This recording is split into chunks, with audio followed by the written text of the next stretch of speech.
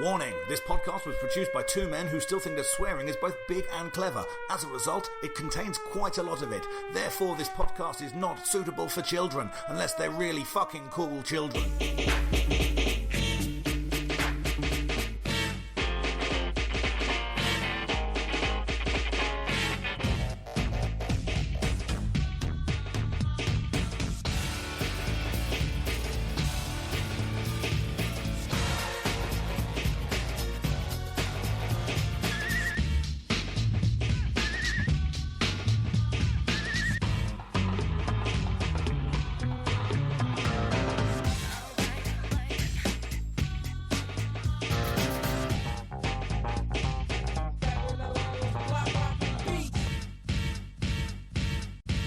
Yes, people, it's Dave Fensom here with another episode of Pop Collaborate and Listen. As always, I am joined by my good friend, Mr. Krista Griff. Hey, everyone. Yeah, and this week we have got a very, very special guest all the way over from the True Cult Pop podcast. It's Mr. Gaz Jones. How the fuck are you, Gaz? Oh, absolute Yes, pleasure, Gaz. mate. Yes. This is, something to tick off the bucket list. Mate, Cheers, guys, for having me down. Thank you so much for coming down. Really, really appreciate this. Yeah, we've been talking about this for so long. Yeah. And it's finally come together. We've got it to actually happen. And I'll just say lower your expectations, my friend. Yeah. That's how it goes. Yeah. If you don't know Gaz, he and his podcast True Cut Pop, very much recommend you go and check it out. It's a pop music podcast. That's what it is. They review a lot of new albums, do a lot of different stuff. It comes from a point of view of if you like what we do, you probably like what they do. Indeed. So go and check them out. Dave, you've been a guest a couple. You've been on True Cult Pop. Yeah, I don't like to talk about it though, mate. You were also on the Track One Side One podcast. That I was Gaz also on ran the as Track well. One You Side were my previous employer. Yeah. Previous employer, yourself. Myself. Yeah, wicked. And we're all podcasters, mate. Do you know Yeah, what I mean? yeah. We're all white men in our mid-40s. Yeah. You've got to have bald a heads. podcast. Yeah, bald heads, yeah. That's what's going on. So here we are. We have brought Gaz in today as an expert of mid-90s rock records, because we are today talking about a record from one of the biggest bands in the world. It's Voodoo Lounge by the Rolling Stones. Yeah. So where are we, everyone? Where are we with the Rolling Stones? Where were we with the Rolling Stones in the 90s? I was a huge fan. Okay. I was probably a bigger Rolling Stones fan in 1994 than any other time in my life, really. Okay. They were kind of one of those bands that my parents fucking hated each other, basically, but the only thing they agreed on was like the music in the car. Okay. Basically, the long car journeys that we were all on, you know. It would be Queen, AC/DC, Def Leppard, Rolling Stones, classic rock, basically. Okay, awesome. So growing up, I knew all the kind of OG singles, you know, Jumper Jack Flash and Brown Sugar. And So Satisfaction and all that you're around about our age, aren't you? So what are you, about 18 the time this comes out? in 94, I was 16. 16. Okay, yeah. Oh, that's prime. That's prime. Mm-hmm. What about yourself, Krista? You're a Stones fan? Again, it was in the house because my mum was a fan, so I would have known the greatest hits. I would have known those ones. I don't think I ever heard an album at that point. I wasn't particularly interested in 94 at all. I don't really remember this album coming out, actually. There was obviously a bit of hype around it, but I wasn't going, new Stones album. In fact, I was more likely going, fucking Rolling Stones album, because I was a dick. It was 1994, and if something was my parents' generation, and it wasn't something that I was really into, like I loved Hendrix, but I wasn't particularly into Stones, so I was like, yeah, fucking old people's music. Yeah, I mean, I'm in a similar place, man. I mean, my dad liked the Stones, so I knew a bit of the Stones growing up. But, you know, I do remember this coming out because I was watching a lot of MTV at the time. Lead single was pretty ubiquitous on MTV in Europe. Yeah, right. They had a lot of money behind that video. So that was kind of in the rotation. But it was notably in the rotation amongst loads and loads of grunge stuff and stuff that I was interested in. And this was a video that was on a lot. And when it came on, I was like, this one again, you know. This isn't Alice in Chains. This isn't, Smashing Pumpkins or something. Exactly. So I wasn't really interested in them at the time per se. So I never heard this record, for example. But so, Gaz, did you have this album at the time? I did. I bought it the week it came out. You did. Okay, so that's why you're here, Gaz. And you were listening to it loads and loads and loads at the time. Yeah, right. Big time. I was really looking forward to this. I bought Steel Wheels around the time that it came out, which is 89, which is the previous album. So I would have been, 11, quite why an 11-year-old was listening to. I was going to say, that's a weird one for an 11-year-old. Yeah, no, big time. It was it's just the way my music taste always was. You know, I was listening to that amongst listening to, Bon Jovi and Kylie. Yeah. It was, Right, okay. all that Yeah, kind of- yeah. I mean, one of the first singles. It was in the charts. A delicious melting pot of stuff that was around. One of the first singles I bought was, of course, the superior version of "Dancing in the Street," recorded by Mick Jagger and David Bowie. Wow. Definitive. Definitive would say. Have you ever seen? You must Martha Who? Yeah, fuck them. Oh my God. I'm assuming you've seen the video with the the audio. wonderful. That's a glorious. Creepingly Brilliant. incredible. Right. All right. So here's just a little bit of background for people who aren't familiar with this album at all. It's the band's, and I've called it their 20th studio album because there are so many that there was a different version in the States to the UK. Sure. There's a few where this is basically the same but with an added one. It's about their 20th studio album. The first one was 1964, their debut, and this is therefore 30 years after their debut album. Yeah. So they've been going a fucking long time. They are, still they are one of the biggest bands in the world. They were one of the biggest bands in the world in 1968. They're still one of the biggest bands in the world because of the longevity. They kept putting music out and they kept touring and touring and touring and touring. Yeah. It's the first new release since they joined Virgin.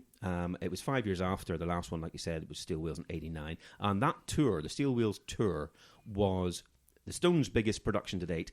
It featured people like Living Colour, Dan Reed Network, Guns N' Roses, Gun as support acts across various dates. And it became the most financially successful rock tour in history up to that point. It was absolutely huge. And it was then beaten by the Voodoo Lounge tour. Yeah. They beat their own record, which became the highest grossing tour of all time at $320 million. Yeah, I mean, this is the band that got Metallica to support them. Right. They were absolutely behemoths. And because it's 30 years on from their debut, so it's not like they're fresh young things or anything like that, but their fan base has stayed loyal. People are buying records. Obviously, this got to number one. People are going to see them. It's a huge tour. They're finding new fans, like Yeah, fresh-faced young Gaz over here. Yes. Hello.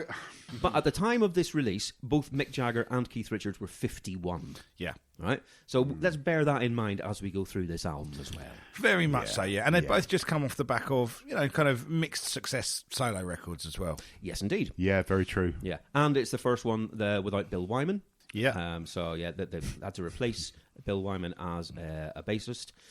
He was unofficially replaced by someone called Daryl Jones, who still performs, I think, He with does, them. yeah. But I don't think he's is he official? No, he was never made an official member. Yeah, that's got a rankle, hasn't it? I don't know. I'm sure he's on a decent, steady Oh, wage. I imagine Christopher. his money's okay. It's But fine. You don't ask those sort of questions. if he's at a party, people go, "What do you do?" "Oh, I play in a band." "What band is it?" "Rolling Stones." He's like, "Oh, you're in the Rolling Stones?" No, I play with them. I'm an employee. Yeah. Paging Sergio Vega. So, I mean, at this point, Bill Wyman's been gone, about 3 years? Yeah, I think he officially retired in I think the last thing he played on was the single they released called High Wire.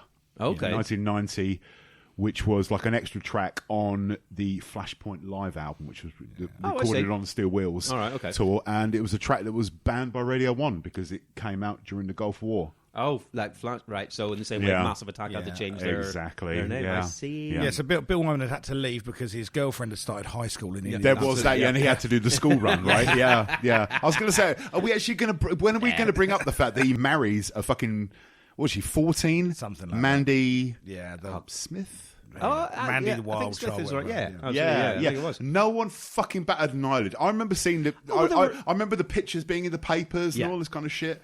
Bill Wyman and Mandy, whatever her name is, Jailbait. Jailbait. Thank you. And no one batted a fucking eyelid. They were, like you said, the stories were massive in the fans of Jerry Lee Lewis, weren't they? So and Elvis and Bowie. Yeah, indeed. Also, this was produced by Don. Is it Was? Was, yeah. Don Was. I would say Don Was. But that doesn't. But so do you say Was not Was then? No, Have I been saying it wrong the whole fucking No, it's life? Was not Was. That's the point. Yeah, I think Is that's it? why Because it's pronounced Was, not Was. So there you go. Anyway, That was my phone.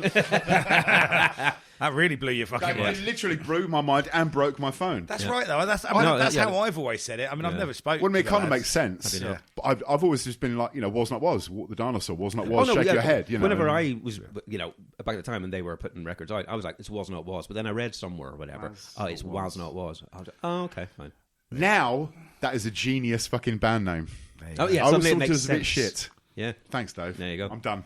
But yeah, so he produced this, and he has produced every single album since as well. This was the first one he did. Yeah. Bulk of the album was written in a 3-month period in Barbados at Eddie Grant's place, apparently. Hard life. I know, imagine. You have to do that. But then it was recorded in Ireland, and Jagger said at the time that they tried to make a more human record and get away from the slick sound of the 80s. At the moment, it's more fashionable to be like that, to be human. So I think they were looking around and going, oh, right, grunge is happening and stuff. So it's people getting in touch with their emotions, and it's not this polished thing that we were doing in the 80s. So I think there is an element where they're trying to not necessarily stay relevant, but they're trying to take on an element, at least, of what was happening around them. But it was also something quite telling in those, because I read some of this stuff as well, and they were going, we brought in all these different rhythmic elements, and Don Was was he was like, no, that's not what people want. Yeah. And I'm like, you sound like a fairly sensible man, Don Was. Because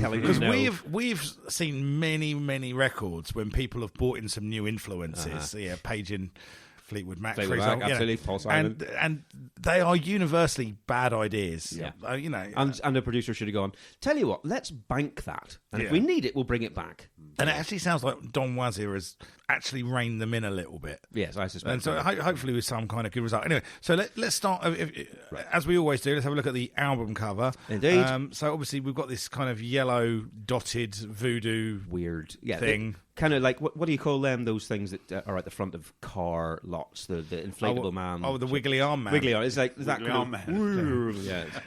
And look, right, I don't think it's a great image, but it's distinctive enough to stick on a load of branding for the world's biggest tour, I guess. Oh, it really is. But then, whenever you think of the Rolling Stones, do you necessarily think of brilliant album covers? Because Sticky Fingers... Yeah, Sticky Fingers aside, not really. The other one's like, The Tattoo U's pretty... iconic. Is that the one with the lips? No. Tattoo You is the one with it's like Mick Jagger's face with like those tattoos superimposed. That was the album that's got to Start Me Up on it. Okay, yeah, that's pretty kind of iconic. But right, but their logo, which is kind of the lips logo, is very iconic. That's much more iconic than any of their album covers. The album covers they do, I think, for the most part, not stand up to much scrutiny. This I don't think is a great album cover. No. I know I say this quite often whenever we're looking at covers from the early 90s. It looks like someone's experimenting with a computer program. And they're going, I'll do this in MS Paint, and then we'll make it a little bit weird. I think it's more designy than that, personally. Do you? But I do, yeah. I think someone's gone for an idea, but I don't particularly... Yeah, like it looks like a couple of bananas fucking, doesn't it? I mean, I'd buy that album. Sure. Oh, yeah, I know you would. Yeah. You fucking pervert. Hey. Fine. Anything to add there, Gaz? Apparently the title comes from the name that Keith Richards gave to Ronnie Wood's granny flat. Oh, really? That's not a euphemism. And he painted the cover too. Apparently that is a Keith Richards original. I don't know that one. Yeah. Yeah. Well, what a multi-talented man he is. At the time, I remember thinking, it's great. 'Cause, I mean, put yourself back in like 1994 when you're in HMV or Virgin or R-Price or Andy's, whatever. That cover fucking stood out because it was kind of lurid and yellow and red and stuff. It did just kind of stand out in the kind of like new... Right, okay. New arrivals kind of CD rap. But now it just looks like a bad rave flyer if it was like illustrated by Jim will paint it.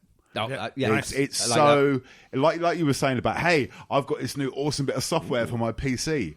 Look what I've just done, and it does look like that. But yeah, apparently, and I only found this out today. Yeah, it was actually illustrated by Keith original himself. Oh, fucking hell.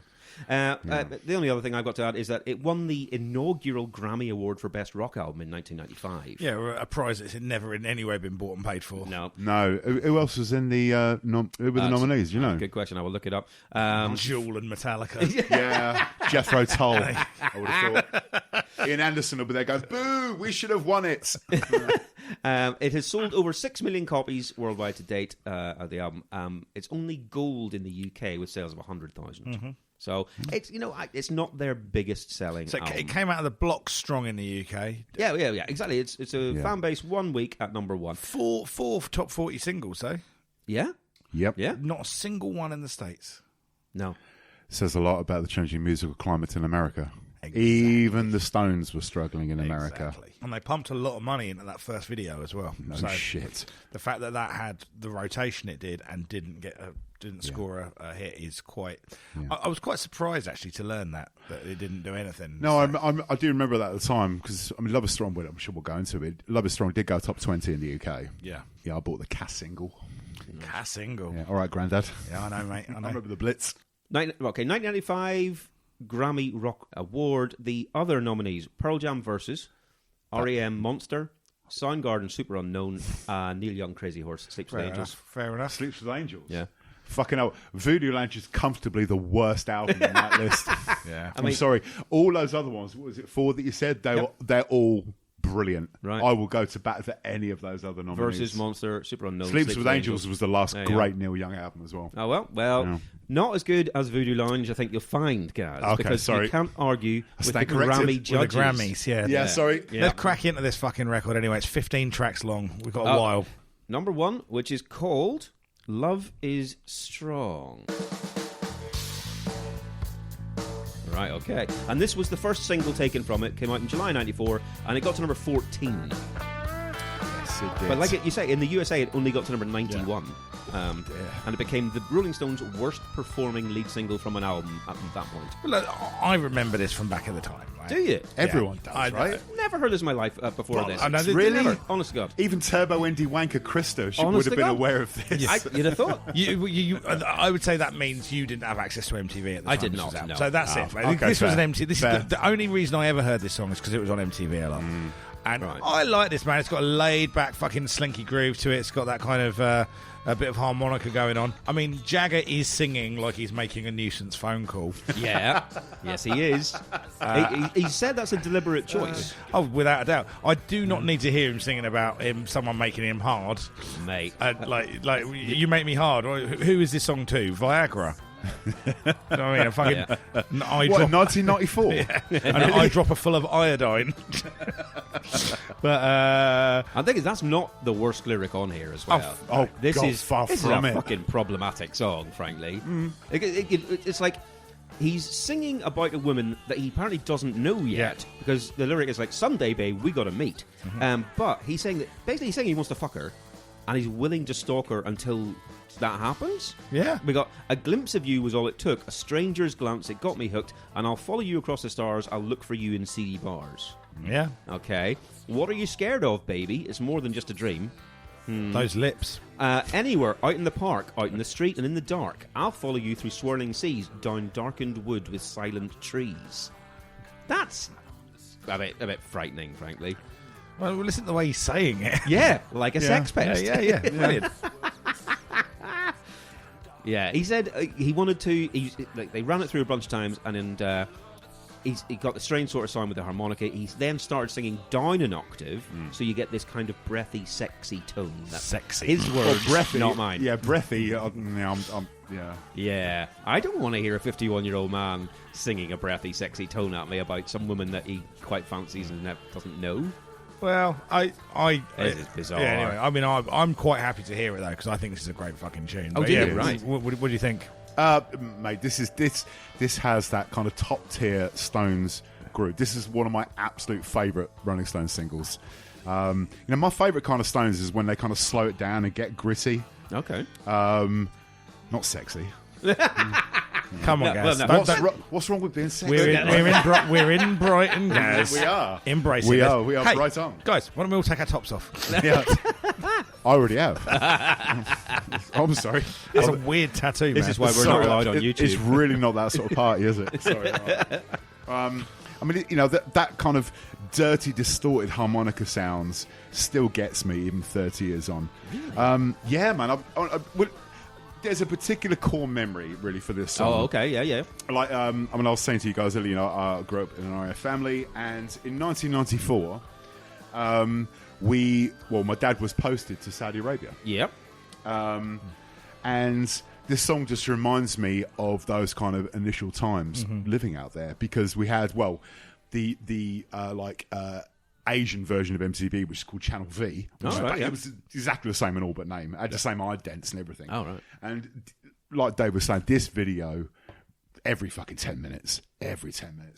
Right. And I couldn't help but get into it. And I mean, I loved it anyway.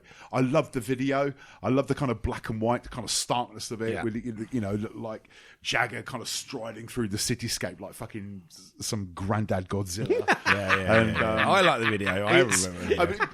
I mean, it's very hard for me to look objectively at this song or the video because there is so much kind of emotional heft with this song. No, that makes kind a of big difference, engaged with me. Like every time I hear that that intro, I'm just like I'm 16 again on a British Airways flight out to Saudi. Right. You know, just full of fucking teenage angst and wanting to kind of dry hump the passenger next to me because I'm just so Jagger's fucking telling you yeah to. basically Yeah. I'm just horny and Mick Jagger's making me even hornier. Wow. Yeah. Saw a camel, got the hump. Hey! Fuck it out. Wow. See, I don't have any context for this at all. Like I say, I'm pretty sure this is the first time I've heard this song is for this podcast. Blimey. And it does nothing for me at all. I think it's very strange. See, I came back to this song with not really having any emotional connection to it other than hearing it at the time. Yeah. You know, hearing it enough that it's kind of in the psyche. And I think this is aged really well. I think I really has, isn't it? Yeah, It really has. I really like the groove on it. Okay. Yeah, it's Jagger being weird and pervy, but I'm like, do you know what, man? At this point, you've kind of earned it. You're a fucking rock icon, Exactly. and you're doing something that is not what I expected from this. I expected this to be moribund, like fucking dad rock, and it's like, this sounds like someone that's still trying to do something a little bit different, and I really like that about it. And I think this is a good time, this tune. Okay, fair play. I'm not getting as much out of it as you boys. No. I think this is a bit of a pedestrian bluesy tune. My favourite kind of Stones is when they dial it back and go a bit slower and Yeah. groovier. That's my favourite kind of Stones. Stuff like Bitch and stuff like that. The, You know, the like- more sleazy. Yeah, exactly. That's my favourite kind of Stones. Right, and I it see. always was, even when I was younger. Oh, okay, yeah. Yeah. Cool. Fair enough. Right, okay. Let's dive into track Right. number 2 then. This one Fantastic. is called You Got Me Rockin', and that title is pure dad rock. Oh, mate. Yeah. It's so smashy and nice, isn't it? Isn't that the exact same drum intro as the first one as well? It's Pretty just much. kind of going, dibba, and then we're in. Yeah. Probably. Best of luck telling Charlie Watts that. Wow. You know, he took no shit, God rest his soul. Well, no. Well, let's face facts though. Like half of the best fucking hip hop tracks of the late '90s all start exactly the same way. Yeah, sure. Pharrell produced them that way. So I was a butcher cutting up meat. That's the first lyric Yeah. on here. Yes, Great. yes. Yeah. Yep. I think this is surprisingly heavy. It's bar blues, but It's bar blues, and this sounds a lot more Rolling Stones to me than the first one. This sounds like, this is classic 60s Stones to me. yeah. I mean, look. Mick sounds a bit like he's on his 4th or 5th midlife crisis at this point, right? Yeah, it sounds about Which he right. was. Yeah. Which he was. But again, I think it's a solid bar blues track. It rocks pretty hard. I like it way more than I expected to. Yeah? And yeah, I kind of, it's a little, it's a bit no thrills. You kind of, from the first 4 bars of hearing it, you know what you're getting. I'm like, yeah, this is actually a reasonable stomp through for a band 30 years into their career. This is not what I would expect them to be doing. So I quite like this one again. So Okay. yeah, I'm 2 All right. for 2 at the minute. Gaz, I mean, whenever you first heard this, did this one's... Because this was a single as well. This was the second single. Yeah, this was the second single, right? Got to number 23 in It October. did. Were you into this one as well? Oh, I loved it. Absolutely. right, loved it. To me, this should have been the opener to the album, as opposed to. I think Love Is Oh. Strong should have been track 2. This is how I, as a fan, would have. When I hear a new Rolling Stones album, or certainly back then, I'd want to hear something more kind of rollicking straight out of the gates. I must admit, that does make sense to me. I could Yeah. see this as the opener. Yeah, no I doubt. can see Yeah. that as well. I think that's a really good observation. That is I mean, true. it's got that kind of wicked, kind of Some Girls era kind of riff to it. You know, the way I kind of look at it, in 1994, you had Black Crowes hitting pay dirt with what was Yeah. essentially an update of the Stones sound. Sure. Don't get me wrong. We're all in agreement here. Black Crowes are fucking incredible, right? Southern love Harmony and all that fucking, and Morica, amazing. And it's almost like with this song, it kind of sounds a bit like to me like they obviously would have heard Black Crowes stuff like Remedy and stuff, and they would go, "Nah, you're just ripping us off. We can still do it better." But And it was their attempt of kind of writing, I guess, a classic kind of Stonesy kind of brown sugar rollicking kind of Yes. banger. Yes. I mean, it sounds to me, it sounds like those. And therefore, if it was another band, you go, that's just ripping the Stones off. You're allowed to rip yourself off. That's Of course. fine. But in terms of Black Crowes, the keyboards on this album are provided. There's a guy called Chuck Leavell, who was in the Allman Brothers Band in the 70s. He also played on Jessica, the classic Top Gear theme. He's played with the Rolling Stones since 1983, but he was also the keyboard player on Black Crowes' Shake Your Moneymaker, which makes a lot of sense in terms of the sound of it. But you're definitely right that the Stones are therefore going to be very aware of what they're doing, because he's going to be going, oh, this is what I'm up to these days as well. Chuck Leavell's going to be saying that. Right, I think this is fine. I prefer it to the previous one, because it's more what I imagine a Rolling Stones song to sound like. But it doesn't really blow me away.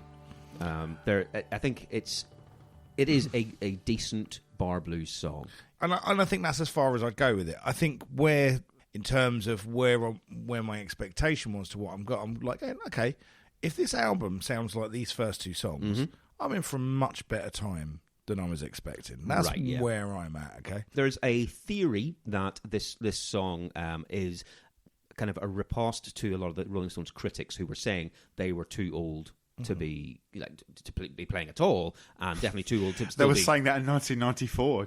The mad thing is that this was like you can essentially call this mid-period Stones now. Middle. I know. Because the song, it's things like lines are, I was a hooker losing her looks, I was a writer, can't write another book. So it's all things about professions and going through a bad patch. But then, I met you and you got me rocking, and now I'm back on top. Yeah. And so it's like they found their mojo again, sort of thing. Bounce back. Everything's great again, and therefore perhaps this is another song about either cocaine or Viagra, because it's like, I was going through a bad time, but now you got me rocking. There you go. So, Viagra doesn't exist yet. Just as Gareth pointed out, for clarity, won't exist for another 10 years. Anyway, right. But in terms of that idea, right? Critics going, the Rolling Stones should have stopped by now, past their point. Because again, there was a review at the time where an LA Times said, over the years, the Stones have been guilty of turning out albums that could be more easily described as product than passion, which, is a fair point for some things, definitely, I think.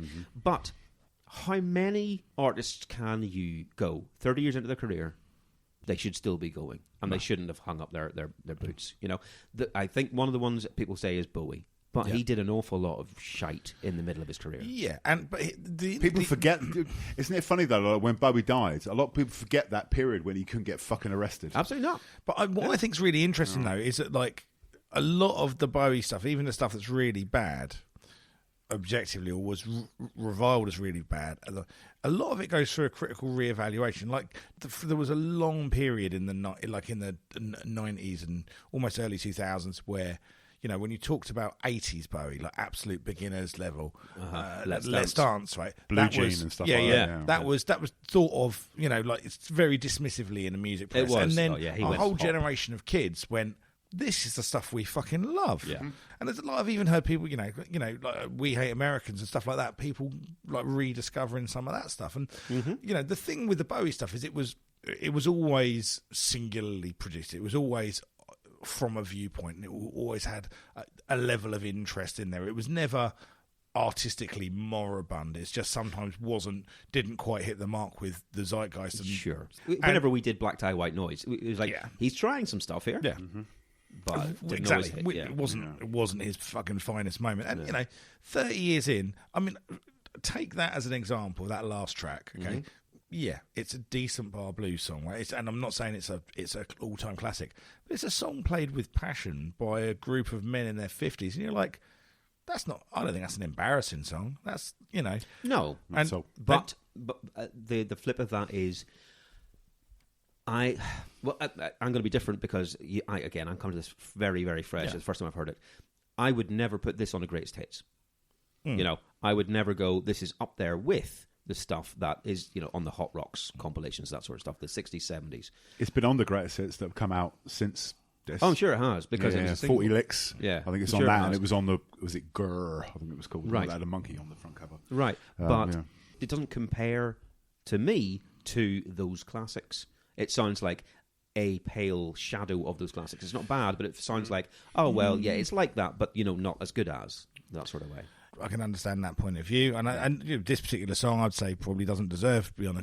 I said the first track, I'd put that on a greatest hits. Oh, I see, right? I think that's a greatest hits song. That's like an iconic single that that sounds like their sound 20 years later. You Right. know? You are right. There is a law of diminishing returns with the stuff. Yeah. There is a certain bulletproof nature, though, when what you're playing is so kind of in a pocket of that blues absolutely. rock thing, isn't it? And don't get me wrong, I am glad that they are just doing stuff that sounds like the Stones like this, rather than trying to reinvent themselves. And, you know, whenever Def Leppard and your man got cornrows and dreadlocks and tried to be, you know, a bit tougher. I've forgotten about that. Exactly. I don't want that. And I also don't want whatever, you know, Madonna was doing in probably 30 years after her first stuff, where she's going, oh, no, this is really interesting. It's like, that's just not very good. I prefer that they just stay in their lane, absolutely. Yeah. But that lane for me isn't particularly interesting. Hang on, man. Are you discounting Bitch I'm Madonna? When was that? Yes, I am. 2013. I was am. It? Oh, I've never heard it. Bitch I'm Madonna's a great song. Anyway, right. Well, Metallica should have stopped recording music in the mid-90s and just done greatest hits tours. I mean, that's basically what they have That's done. what they are Yeah, doing. but they should have not put any more music Yeah. out. Is the thing. Yeah, I mean, I think that is arguably the case. That's but anyway. Right, let's have a listen to track 3. This is called Sparks Will Fly. Yes, it is. Same drum intro. Yeah, that's what he does. Yeah, Charlie. Yeah. And this one wasn't a single, so we're into the first just regular album track. We are about to be confronted with one of the most unpleasant images we've confronted so far. Oh, wow. You'd better grease up. I'm coming back. Daddy's coming home. Backdoor Jagger. Oh, dear God. Yeah. Mate. Yeah, I mean, I've read a couple of different accounts of what this song is about. One of them is Richards said that they had a big bonfire going out one night in Ronnie's garden in Ireland. He was throwing some logs on it, the sparks started flying, and suddenly I ran back to the studio going, I've got one. That's possible. But then he also said that it might be that Keith Richards invited Jerry Lee Lewis to record, or to jam rather, at Ronnie Wood's studio in Ireland. But Lewis took it very seriously and thought they were actually making an album, and whenever the session got played back, he started to pick apart like Richards' band and the backing, which Keith Richards got really pissed off, and they had a stand-up verbal shouting match. Nice. So that's apparently another, maybe it's Sparks Will Fly that way. Okay. Yeah. Don't know. But for a song about a fight, this is a pretty fucking tame song. Again, I've put here, it's an entirely serviceable, entirely forgettable blues standard. Oh, I'm so sorry. Wait a minute. We've just talked over the line. Oh, what's the line? Right, let me just skip back a second here. If we just listen to Mick Jagger, this comes out of absolutely nowhere as well.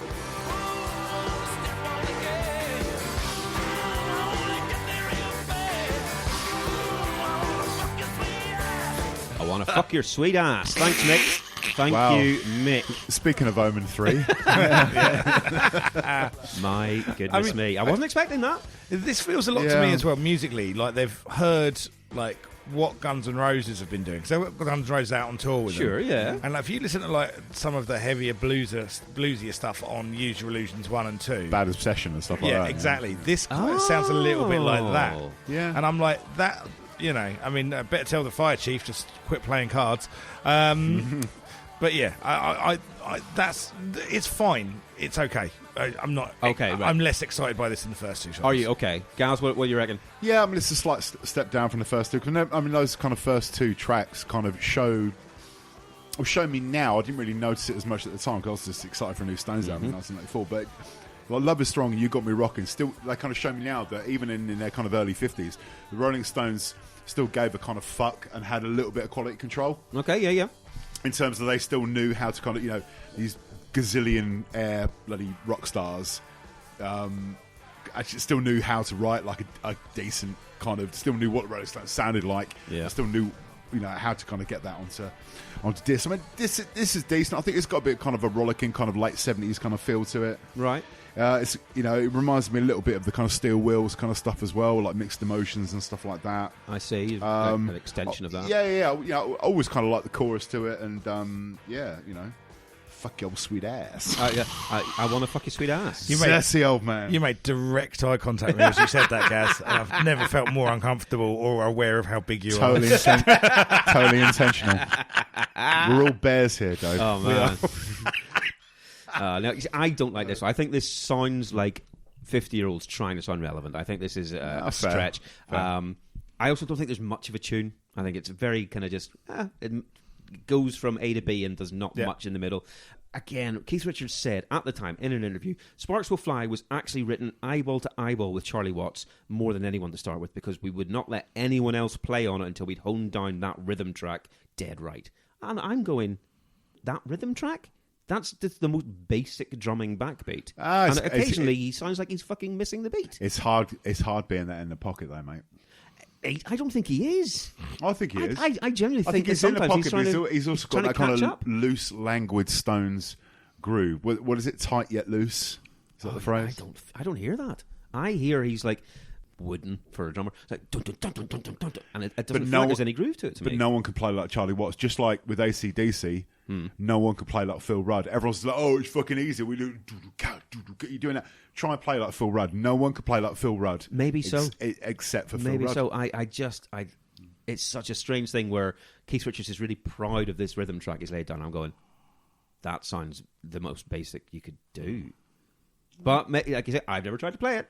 So okay, I will let it go. Get the kit out. Get the drums. Oh man! Right. Okay. Let's do track 4. This one's called "The Worst." Spoiler: it's not. It's a brave move to call that song the worst. Just in terms, because you're handing critics an open goal. Gag on a plate. Yeah. So I feel like we've gone from Guns N' Roses to Bob Dylan here. Okay. I mean, yeah. Right, first one we got here with Keith Richards on vocals. Yeah, it's a kind of a slow plodding country blues song in it. Yeah. Bit of steel guitar in there. Yeah. We've gone kind of full country, really. Opening lines are, well, I said from the first, I'm the worst kind of guy for you to be around. And the whole thing is Keith Richards admitting that he's basically a walking red flag. And he should be avoided at all costs, because he's the worst. Red bandana. Yeah, I thought all that's public knowledge, though, isn't it? Especially by this point. Yeah, exactly. By '94, if you don't Would you let your daughter go out with Keith Richards? Good God. No, I wouldn't be able to, because she'd already be going out with Bill Wyman. That's fair.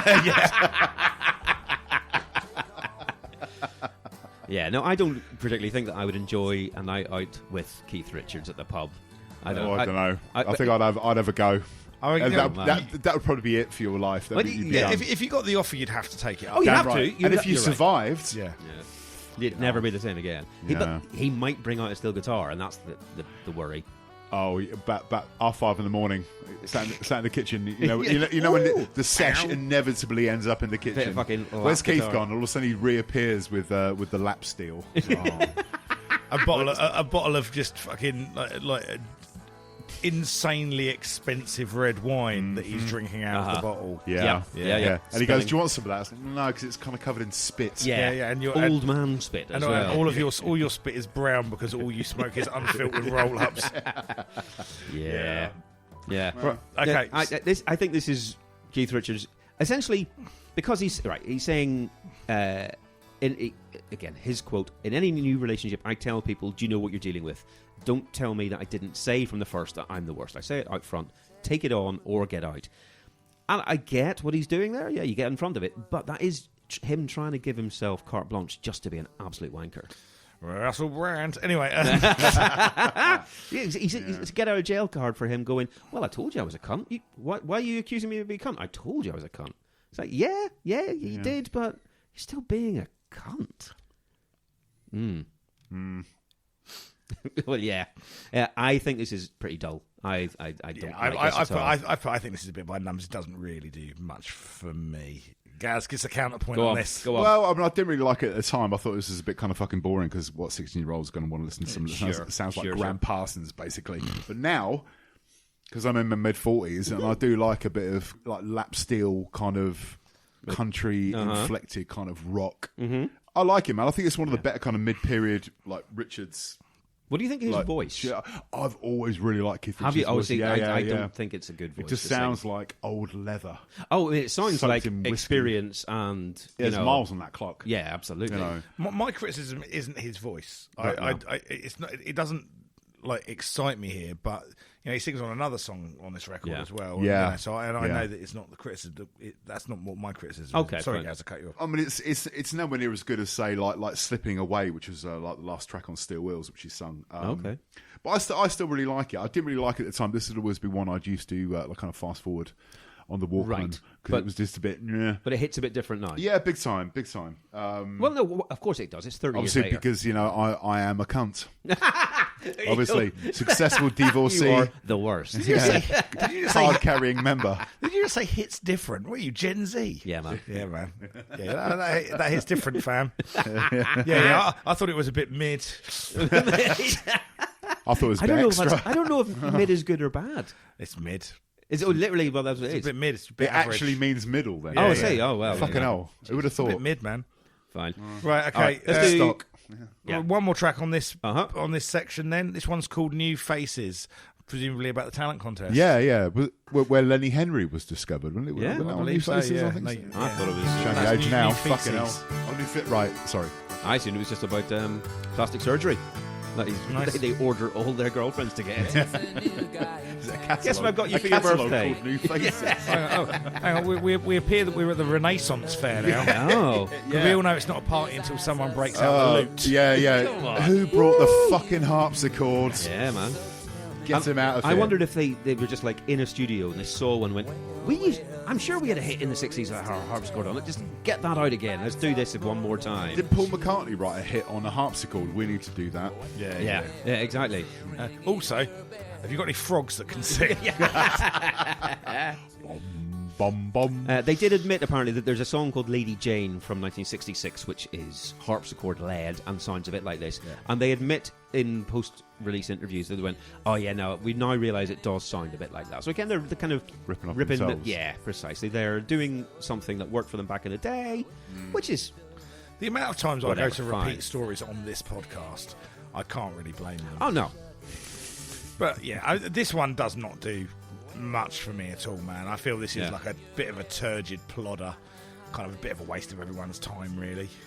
Yeah, this is the first shit track on the album. This doesn't screams filler.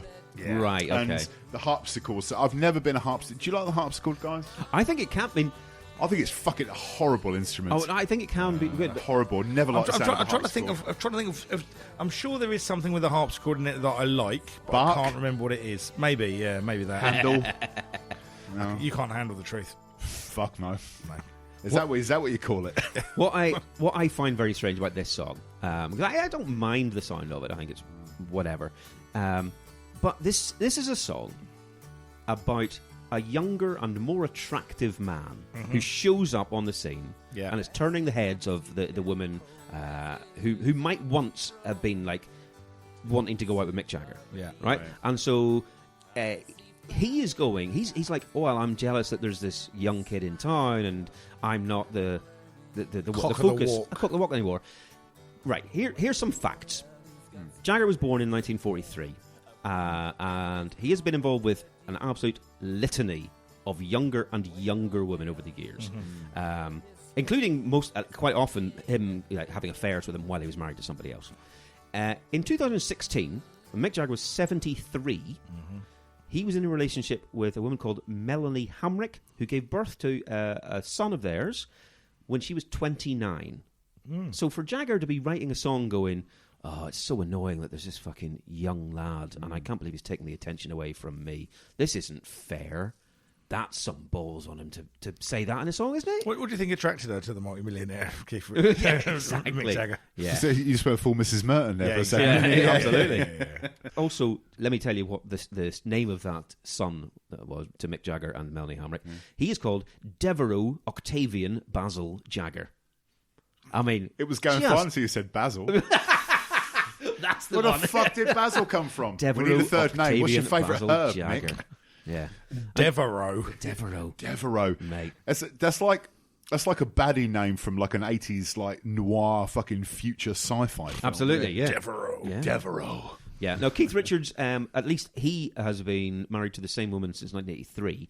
He was 40 and she was 27. Fair enough. That's all right. Yeah. But yeah, Jagger was 73, Hamrick was 29. Yes, Wow. indeed. Right. So, yeah, we're all pretty much a no on that. I'm a no. That's on a that. hard no. At least it's under 3 minutes long. There you go. It came in, it played some harpsichord, it was a little bit hypocritical, and it fucked off again. Yeah, there you go. Right, okay, so that is the first 5 tracks. Let us take a break and enjoy the albums. So we're going to look at the top 10, first of all, for the week of July 17th to 23rd, 1994. And I'll be honest, there's not a lot in the top 10 that is worth really talking about. Number 10 is the Cranberries, Everyone Else Is Doing It, Why Can't We?, which we have done on the podcast already. Number 9, Nina Simone's Best Of. Number 8, The Eagles' Best Of, one of their many best ofs, I'd imagine. Number 7, ELO's Very Best Of. Number 6 is Mariah Carey's Music Box, still hanging around the top 10. Still there. Number 5, Whitesnake Greatest Hits. Number 4, Ace of Base, Happy Nation. Which we've done very recently. Yeah, well. And number 3 is Wet's Greatest Hits. And number 2 is Prodigy's Music for the Jilted Generation, which was our last episode. Exactly. So that's what we've got. There's very little to new stuff coming out there. But there's actually some good ones to chat about also out this week. Okay. Number 23, Aaliyah, Age Ain't Nothing But a Number. And I put that in just because that's a funny title, knowing that she banged R. Kelly. Yeah. There you go. Quite. L7's Hungry for Stink came out, got to number 26. Nice. Bit of a letdown after Bricks Are Heavy, though, wasn't it? It was. Yeah, it Andre was. was all right. Is Fuel My Fire on that? Possibly. I think maybe. so. Yeah. I mean, Andre, it's all right. It's all right. Andre. It is. It's okay. Yeah, but it's okay. coming You're off the back of an album like Bricks Are Heavy, Yeah. you're almost on a hiding to nothing. Their career never recovered, unfortunately. No. They're still playing. I think they did. They reformed, didn't they? They didn't they do a film? Like a documentary movie? They did, yeah. We saw them at Download and they were fun. Oh, they bet. were loads of fun. Yeah. All the hits, right? They just played What do you want? last month, the month before. They did a show in London where they played Bricks Are Heavy in full and then other stuff. So they're that'd doing been a that. good time, wouldn't it? I'm still annoyed that I didn't see. I couldn't go. I was ill, so I couldn't go to the Faith No More L7 Angel Dust show. I was at that at the Cambridge Corn Exchange. It was my second ever gig. Nice. Damn. Yeah, I didn't. You must have been didn't see him on my favourite album. Yeah, it was there. And I mean, I was chatting to a friend of mine about this last night about like how cool it was to have like I don't know, it was Cambridge Corn Exchange, which is what I think it's about maybe 1,800, 2,000 cap venue. Yeah. And to have that, because I was living in Ely at the time, so it was like, one stop on the fucking train. Yeah. And week in, week out, there would just be amazing gigs. And at that time, it was literally every week, there was just something fucking incredible. I genuinely thought it was going to be like this forever. Oh, right, that's how the world works. Yeah. I was just like, okay, this is what it's like, isn't it? Right. Everything's brilliant, everything's amazing, and there's an incredible gig every fucking week. And it was like, no, it's not. Yeah, and now you're looking down the barrel of 50. Going, why is everything so shit? Yeah, and it cost. And the best thing that night cost me like I think it was like £10 for the ticket. I bet, Yeah, I know. I bet it. Obscene. I know. Yeah. Don't. Anyway, right. Yeah, House of Pain released Same As It Ever Was, which got to number 8, which we chatted about briefly on our last episode. Yeah, better than the first record. Oh, It's yeah. a really good album. Yeah, it is good. One that only got to number 53, Consolidated, Business of Punishment. And I'm assuming, I think that is the one with You Suck on it. Featuring the Yeasty Boys. Yeah, Yeasty Yeasty Girls. Girls. Yeah. You suck. Lick it hard. Killing Joke released Pandemonium, got to number 16. And again, we chatted about that briefly with Cliff, our last guest. You a fan of that one, Gaz? Massive. Really? Yeah, that at was the time, or that was since? the first Killing Joke album I bought. Right. After seeing them on Top of the Pops, doing I imagine that. that. I can see tomorrow, and he just. I just remember Jazz Coleman's eyes being like the size of fucking saucers. And just be like, who is this guy? He's scary as fuck. Who is this guy? I thought they were a new band. I didn't know they'd already been going like 16 Forever years. and ever, before yeah, that point, sure. whatever. But yeah, that was the album that made me kind of fall in love with Killing Joke. Oh, nice. Yeah. Right, Yeah. it got to number 16 as Yeah. well. That's top 20. I mean, it was quite.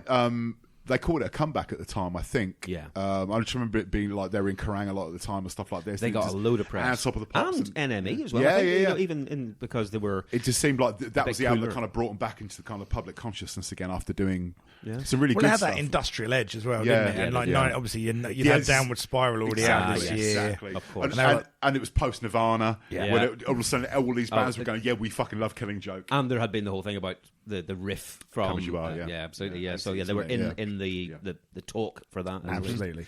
Okay, well, they got that. Warren G released Regulate, the G-Funk era, got number 25. Oh, it's a great single. It's not a great record. It's a terrible I've record. never heard the whole album. It's terrible. I mean, I've heard it, but I've heard it through a couple of times. And the fact that I didn't, I was very much into that sound at the time, and the fact that I didn't kind of listen to that album all the time tells you what you need to know about it. All right, fair It's a enough. classic single, not a classic album. Yeah, One of those. Okay. Here's one, and I know nothing about it. I bet you boys do. Gilby Clarke released Pawn Shop Guitars. Yep.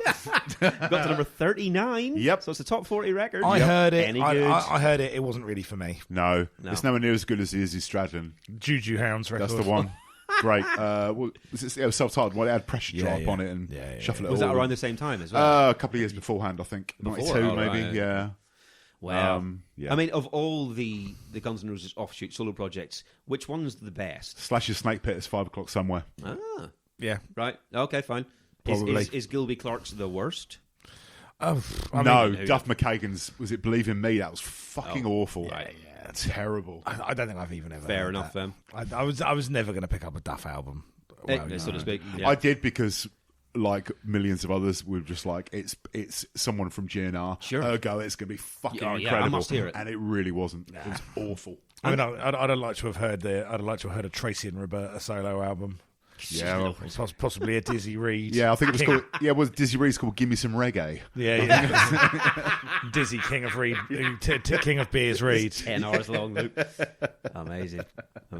Okay, Powderfinger released Parables for Wooden Ears, their debut. Oh, Powderfinger, yeah. Don't remember them at all. I remember them being around, but I don't remember any of their songs. I cannot bring to mind one of their songs. But they were getting talked about. They were getting, press at the time. Were they Australian? Yeah, we're Australian, yeah. Right. Yeah, it gives a fuck. Right. All right, Dave. Just writing up all Australian music in one sentence. I think you're forgetting the wonderful Midnight Oil. And Silverchair. Stephen Dennis. Oh, yeah, don't want to make you feel good. Yeah, exactly. I think we just proved that point wrong. At the Gates released Terminal Spirit Disease. Didn't know they were going at that point. At the Gates. What sort of metal are they now?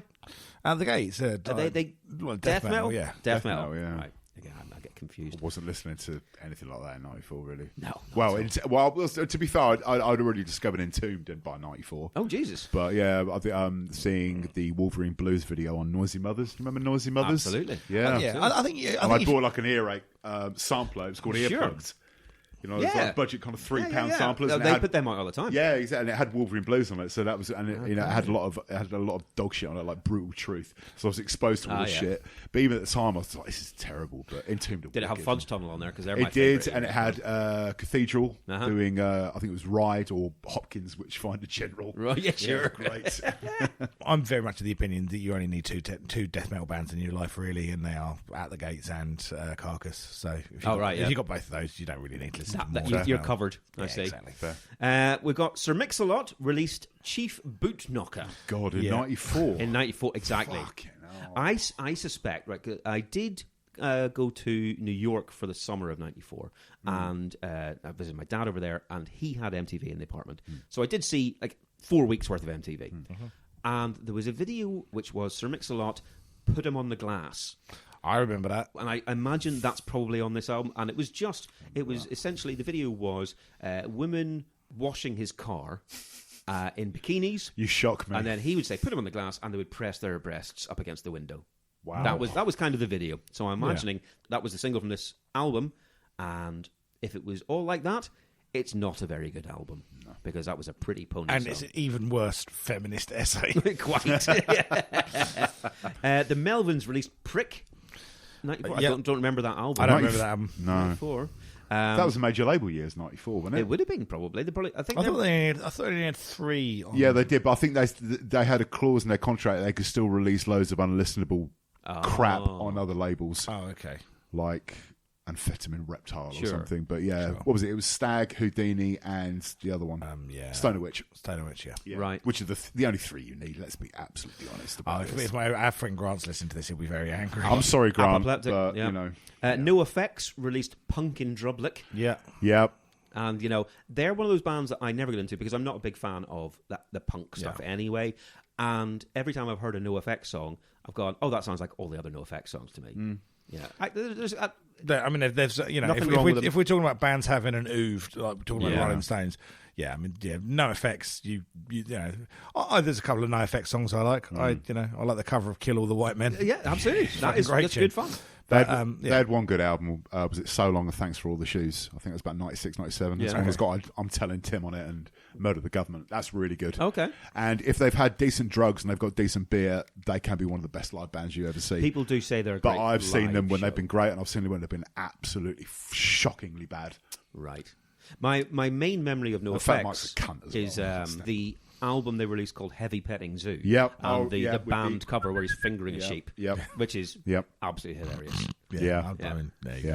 And then the last one I've got a mention of here is the debut album by Marilyn Manson, Portrait of an American Family, which is 1994. That's earlier than I thought. No, it's about any Marilyn Manson started. Yeah, it doesn't do anything there. It's not until you get to the next one. Antichrist, wasn't it? Was the next one? No, the next one's Smell the glove. That's brilliant. Smells Like Children. No, Smells Like Children. Smells Like Children. Yeah. Right. Oh yeah, that's 1995. I immediately thought, no, that can't be it. But of course, that's it. Right. Okay. So I mean, I must admit, I wasn't aware of Marilyn Manson at this point at all. Didn't give a fuck. Always thought it was shit. I don't know whether that was because I wasn't going to, the Rock right City in inverted commas clubs, or if it was just that he was much bigger in the States when he started out. It was only really when Sweet Dreams came out in this country that's when it started getting traction. That's when it got the beautiful traction. people. It was like when Kerrang started covering him in like 95. And I've got a feeling he broke the UK before he broke the States. No. I'm sure Sweet Dreams went massive in America. But Sweet Dreams was that's when it got to the point where Kerrang felt they had to start putting him on the front cover. And I don't think he'd even done a UK tour, and he'd already been on the front cover of Kerrang. It got that fucking big because it was because the thing was, at the time, it was a kind of a Marilyn Manson and Korn were the two things, right? And I was very much kind of on Team Korn at that moment in time. Very, very, very briefly. That fucking got very old very quickly for me. First album was still good. I mean, I don't think it is. Is it? I think if you I've not heard it in the years, but I really enjoy. I think I like the second album. Go back to either of them; they're not as good as you think they are. Okay, but fine. All right. Well, look, that's the last album I've got, and not wall-to-wall classics, but again, this is 1 week of releases, and you're talking about thinking at the time that there was going to be good gigs every week, and it doesn't happen. I still am amazed whenever we do these sections, and you're like, oh, this is 1 week, and even if there are 3 albums coming out that you go, well, that's still a classic. That's a fucking insane thing to think, because I can't imagine that happening anymore. No. But that's because I'm 50. So. Let's get into track number 6, which is called Moon Is Up.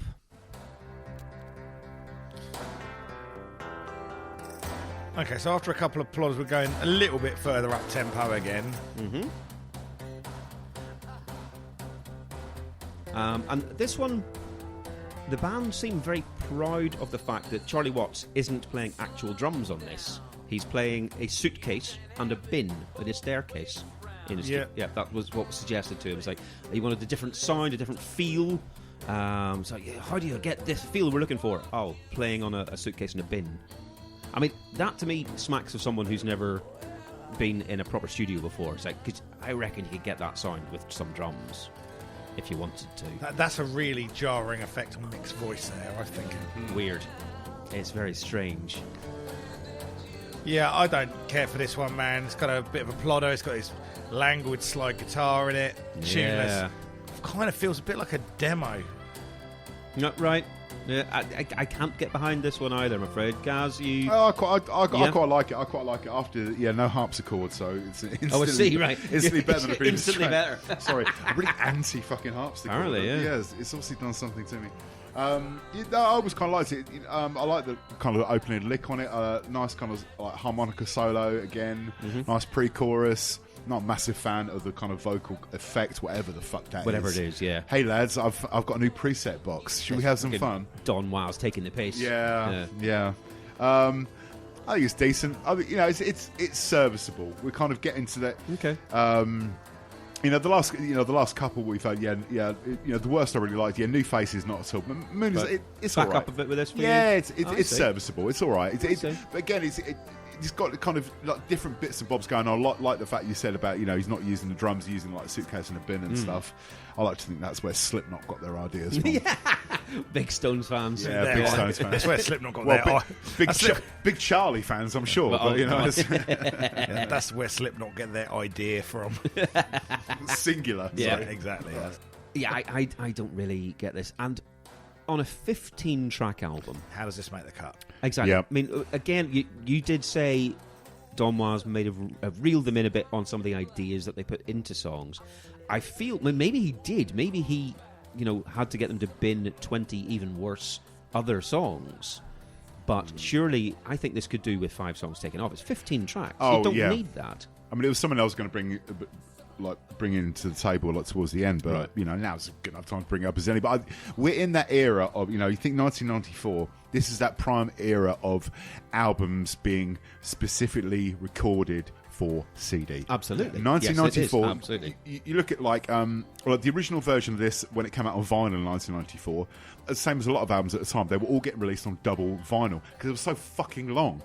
Right. All albums were being marketed for the CD market. It was like, okay, so now it was kind of the first time they weren't kind of restricted by kind of 2 sides of wax where you can put 20 odd minutes. Oh, it's only 45. You can pack it all in. Exactly. And it was taken to the kind of nth degree with fucking Load, which was literally 78 minutes and 59 seconds or something. The maximum amount of audio you can put on a single CD. Well, we came across it last week. We did Prodigy. We did Musical Generation. And he actually had to cut down. Yeah, well, Metallica did as well. Yeah. I think, what's the last track on Load? Is it The Outlaw Torn? They had to shave off 4 minutes or something. Just a quick fade out sort of thing. Yeah, basically. Because the song just you listen to it, because it's like an 8.5 minute song. You'll get to it eventually when you do it on here, but it just kind of just fades to nothing. And it's like, oh. Yeah, no, that's. I think that they I think it released the proper, the full length version as a B-side on Hero of the Day, I think. But people were crying out for it. Exactly, right? Exactly. Yeah, no, it does. It is entirely true that, people are like, oh, you got this much space to play with. Yeah. And there were definitely certain people who went, oh, that means we have to fill it. And it just doesn't. There was a lot of people. But we're kind of doing the same now in regards to the streaming world that we live in now. On True Cult Pop, an episode we recorded last week, we reviewed the new Beyonce album. Oh yeah. And it's fucking 83 minutes or something in length, right? There is an amazing 10-12 track album in there. If there's a lot of editor exactly, right. And it's just it seems we've gone back to that again now. Well, I suppose there are no restrictions on what you do. No, but there fucking should be. No, there absolutely should be. The strongest albums we reviewed this week were I think Steve's album of the month was it's 27 minutes long. Oh wow! And there's a new album by this band called Ancient Teeth, who are fucking incredible, and it's 32 minutes or something. There you go. You can still fucking do it. Just do that. Yeah, do that. Yeah. And especially now in this streaming era that we're in, people's attention spans are literally just so minuscule. Yeah. Quite why these massive artists feel that they have to put out this grand statement of 80 odd minutes of fucking music. No one's going to fucking listen to it. Start at the beginning and listen. Well, unless you're fucking reviewing it, so guilty. Yeah, you are. Okay, but yeah. All right. Well, I think this is an absolute filler. Yeah, Moon is Up could have gone. No one would really mind. In fact, I would be in favour of it. Sure. Let's do the next one. This one called Out of Tears. You'd be over the moon. Over the moon. I see what you did there. Out of Tears. This one is another single. Oh, God. This was the third single. Came out December of 94 and it got to number 36. So yeah, this is... we're into a piano ballad. And I'll be honest, whenever I heard this straight up, I was like, maybe I'll be more into this, because I love a kind of a maudlin, slow, big, overblown ballad. So I'm like, maybe I'll be into this one. It's a strange choice for a single. I don't really care for Mick's voice on this. Oh, really? He's going... Right. This reminds me... just in terms of the inflections and stuff, of Elton John's I Want Love. That bit there, the chorus, reminds me of that. Totally forgot about that song. Robert Downey Jr. was in the video. Absolutely, yeah. Yeah, that may explain why I don't really care for this. Oh, I'm famously wrong about Elton John. It's a breakup song. It's about the pain of losing love and the agony and confusion of being left in the lurch. And I actually don't mind this one. Yeah, does nothing for me, this one. Right, I think there's a catchiness to the chorus. Got some strings and a minor key thing going on. A plaintive guitar solo. And while I say I don't mind it, I want to point out I don't mind it. I don't think this is great. But I think this is okay. I suspect this is a song that if I lived with the album in that 90s way where I bought it and had to listen to it because in the 90s... Because you get your money's worth. You will not give up on a record in the 90s. Not like you will now. It's an investment. Exactly. Your pocket money was an investment. Exactly. Your paper money was an investment. I suspect this one would have grown on me, but as it stands, I'm like... Yeah. It doesn't hit so me. You don't remember this from the time? Oh, no. Because this was a single as well. Okay, fine. Gaz, do you remember from the time? Oh, yeah, massively. Yeah. This, for me, this was the third single, right? It was, yeah. Yeah, the Christmas ballad. Yeah, exactly. December, get those Christmas market in. Christmas makes sense. You were saying you were surprised that this was a single, a choice as a single. I think this is a perfect example of a single. Just coming off the back of the other two, I'm like, I would have kept on going on that, but for a Christmas market? Yeah, I get it. Absolutely, I can see that. I adore this song. This is one of my favourite Stones ballads. Oh, okay. It's up there with Wild Horses and Angie for me. That's big talk. Yeah. This is always one of my favourites. Like as a 16-year-old who'd had his heart broken. You don't get to this sort of age without that shit happening once or twice. You know? And I imagine on a live show, on the tour. This is a lighters in the air moment. This is classic lighters in the air. Arms round.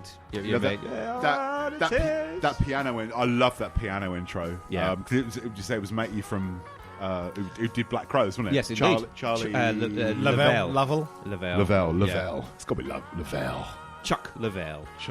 Yeah. Chuck Lavelle.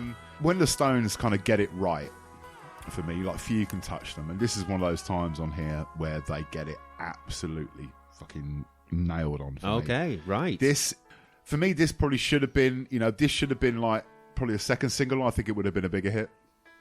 Oh, I see. I think this. Yeah. I think it's strong enough. This, as much as I love You Got Me Rocking, I think that's classic fucking Stones. Yes. But I think this is a much better song for me. This is like, again, like what I was saying about earlier. By this kind of point in their career, they still kind of gave a fuck enough to have a bit of kind of enough quality control on the stuff which they knew was good. Mm-hmm. It's not phoned in. This is not dialed in at all. I love Jagger's voice on it. Mm-hmm. For me, this is the second best song on the album. Right. See, I do like this one. It's going into that big chorus. I think it really works well. Yeah. I think it's great. When the Stones can do this stuff so well, and this is like one of the last times where they actually wrote a song like this and got it right for me, because on future albums after this they tried writing they do a piano ballad and it was rubbish. I see. Right. No, I think this works. I do think this works well. It's the second longest song on the album, which for a big piano ballad I guess makes sense because it's overblown in a lot of ways. I reckon you could trim a minute off, that's fine, but I like what it's doing. I prefer this of the singles. I prefer this. That's because I wasn't overly impressed with the first two. Fair. But yeah, I think this works. Okay. You're the outlier, man. I'm the outlier here. You got so bored with the song, you actually literally went on your phone and started catching up on your correspondence. All right, let's do the next one then. Track number 8. I Go Wild. I don't know why I said it like that, but that's what it's called. It's definitely silence. That's the same drum intro. Yeah. We're going back up tempo again, though. We are, indeed. Yep. This was the fourth single from July 1995, so like a year after it came out. Got to number 29. 7 months after the third single. Oh, indeed. Yeah, there was a big gap there. Gap. Maybe they were on tour. Yeah, they were on tour. Summer '95. They were the big Wembley gigs. So, I remember. Chuck another single out. Yeah.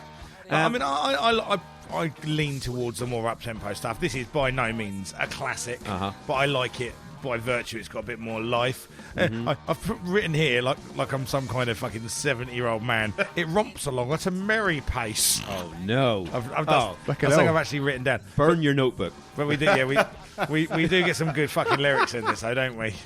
There are some spicy ones in this. Oh yes. Oh yeah.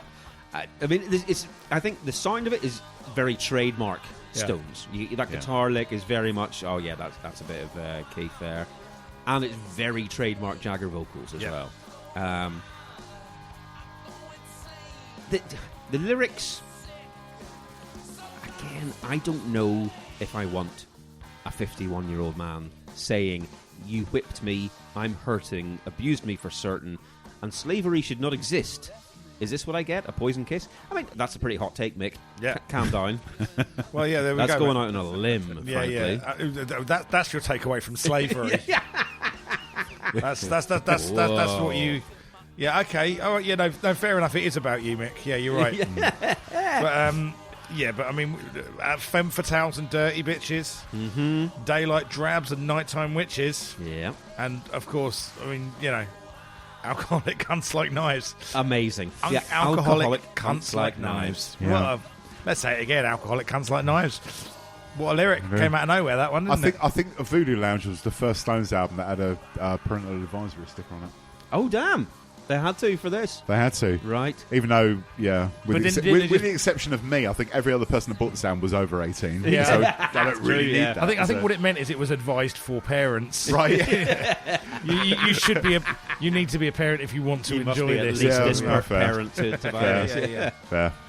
I mean, the thing is, the full line there is he's saying the doctor has told him to avoid some stuff. The doctor said, avoid waitresses with broken noses, check out girls striking poses, politicians, garish wives with alcoholic cunts like knives. I think I might be switching doctors if that was the conversations I'd be having. Doctor, what should I be looking out for? Do you think they should have said vagina? Alcohol-dependent vaginas like scalpels? I don't know. That would have been a more medical... Sure. No, I would have preferred that. Yeah, thank you. Okay, cool. Yeah.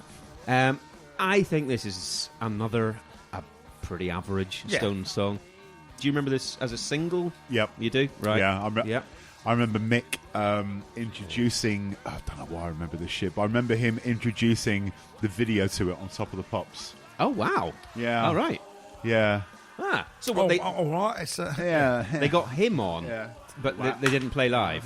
Right. Yeah. It was, yes. They ain't got that money, have they? Top of the Pops now. No. Hey, Rolling Stones, do you want to come and do Top of the Pops? No. Are you sure it wasn't just not. fucking Phil Cool? Didn't we already do that in the 60s? Yeah. Just run that one again. Yeah. Okay. Yeah, I'm not overly fussed on that. I always liked it. Big chorus, obvious single, kind of. It's got that kind of classic Stones kind of lazy, languid groove. If Charlie Watts was, I know he's taken a bit of a kicking from you, Chris. I'm afraid, yeah. But for me, Charlie Watts, his drumming style was always the Stones' secret weapon. Oh. His in the pocket playing. Not their cunts like knives. That's a pretty secret weapon. No. Fuck that bollocks. That is a I don't listen to Stones albums for lyrical enlightenment. That's true. I really don't.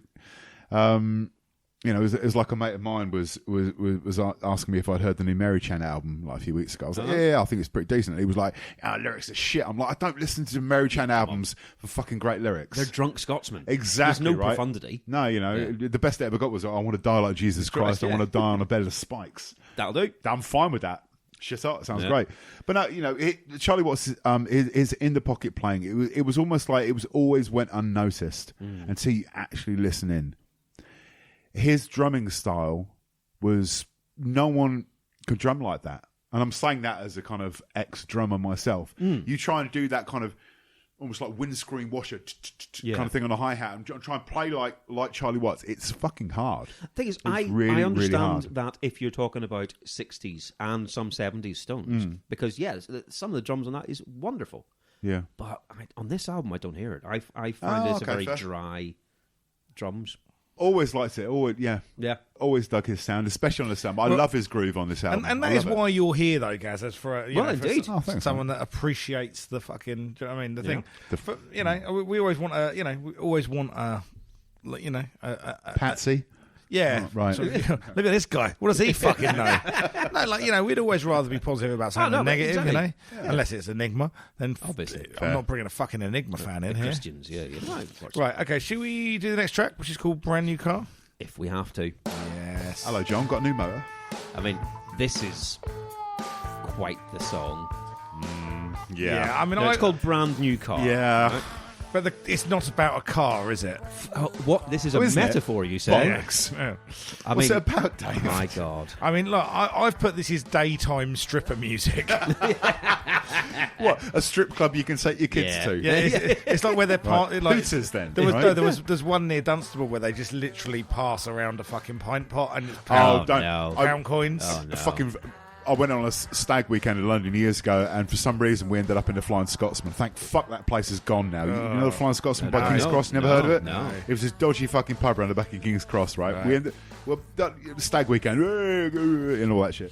And there was some girl, some blatantly kind of sexually exploited girl on stage, and there was like a plastic, not even a glass beaker, it was a plastic pint glass getting passed around. Woman who was, she'd just kind of shake it in front of your face, and I'd be like, what? I'd be like, and she'd be like, if you don't put a pound in, you're gonna have to go in the other room. Fine. Yeah. So I went in the other room. That sounds like I was a good deal. I was like, okay, thanks. And it wasn't even like a door. There was just like this like kind of like sack, like what you call those like medieval sacks? Burlap. Yeah, that's the one. Yeah, basically instead of a door, you pulled it aside and went through to the other bar. Just so that horrible. So you couldn't see through it. Exactly. Jesus Yeah. Christ. You couldn't see through to the sin. Yeah. Don't know if you know what else is also opaque though, guys. Wood. A more traditional door material. Yeah. What is this black magic you talk about? Wood. No, we shall put you in a sackcloth. Yeah. Fuck me. It is itchy and you will pay. Right, I mean, this song is... So obviously, this is lascivious in all kinds of unpleasant ways, man. Like, this is a man that's nearly qualifying for a fucking bus pass. Absolutely. Right? And the car is the woman. I don't care for this. No, I would encourage anyone to go and read the entire lyrics for this song. I would encourage everyone It's not to. Chaucer-esque, isn't it? Because, it's the least subtle metaphor you could put. Yeah. Let's just do... This one stood out to me. Take her on the highway for a little spin. I want to see the kind of shape she's in. And I got a brand new star. Jack her up, baby. Go on, open the hood. I want to check if the oil smells good. Smells like caviar. Oh. What the fuck? I'm just creeped out. You need to go by to this doctors, whole mate. thing. Get some of that that special cream. Go to a more classy pub where you have to pay £2. Don't go to the Flying Scotsman in King's Cross. The thing is, what people don't realise is the lady in question was Nicola Sturgeon. Hey! Boom, boom, pow. Fuck me. You got a symbol. Oh, dear God. I think this is a terrible idea. I can't believe it was allowed to happen. No. Even I can't defend this one. No. Fair enough, No. Gaz. I think that's fair. That says it all, really, doesn't it? I did write... Dirty old man. If I was going to write a song about this, which is called Brand New Car, and it was going to have double entendres, and if I was writing about my own car, I think it would be along the lines of, it's definitely a bit flat on one side. Yeah.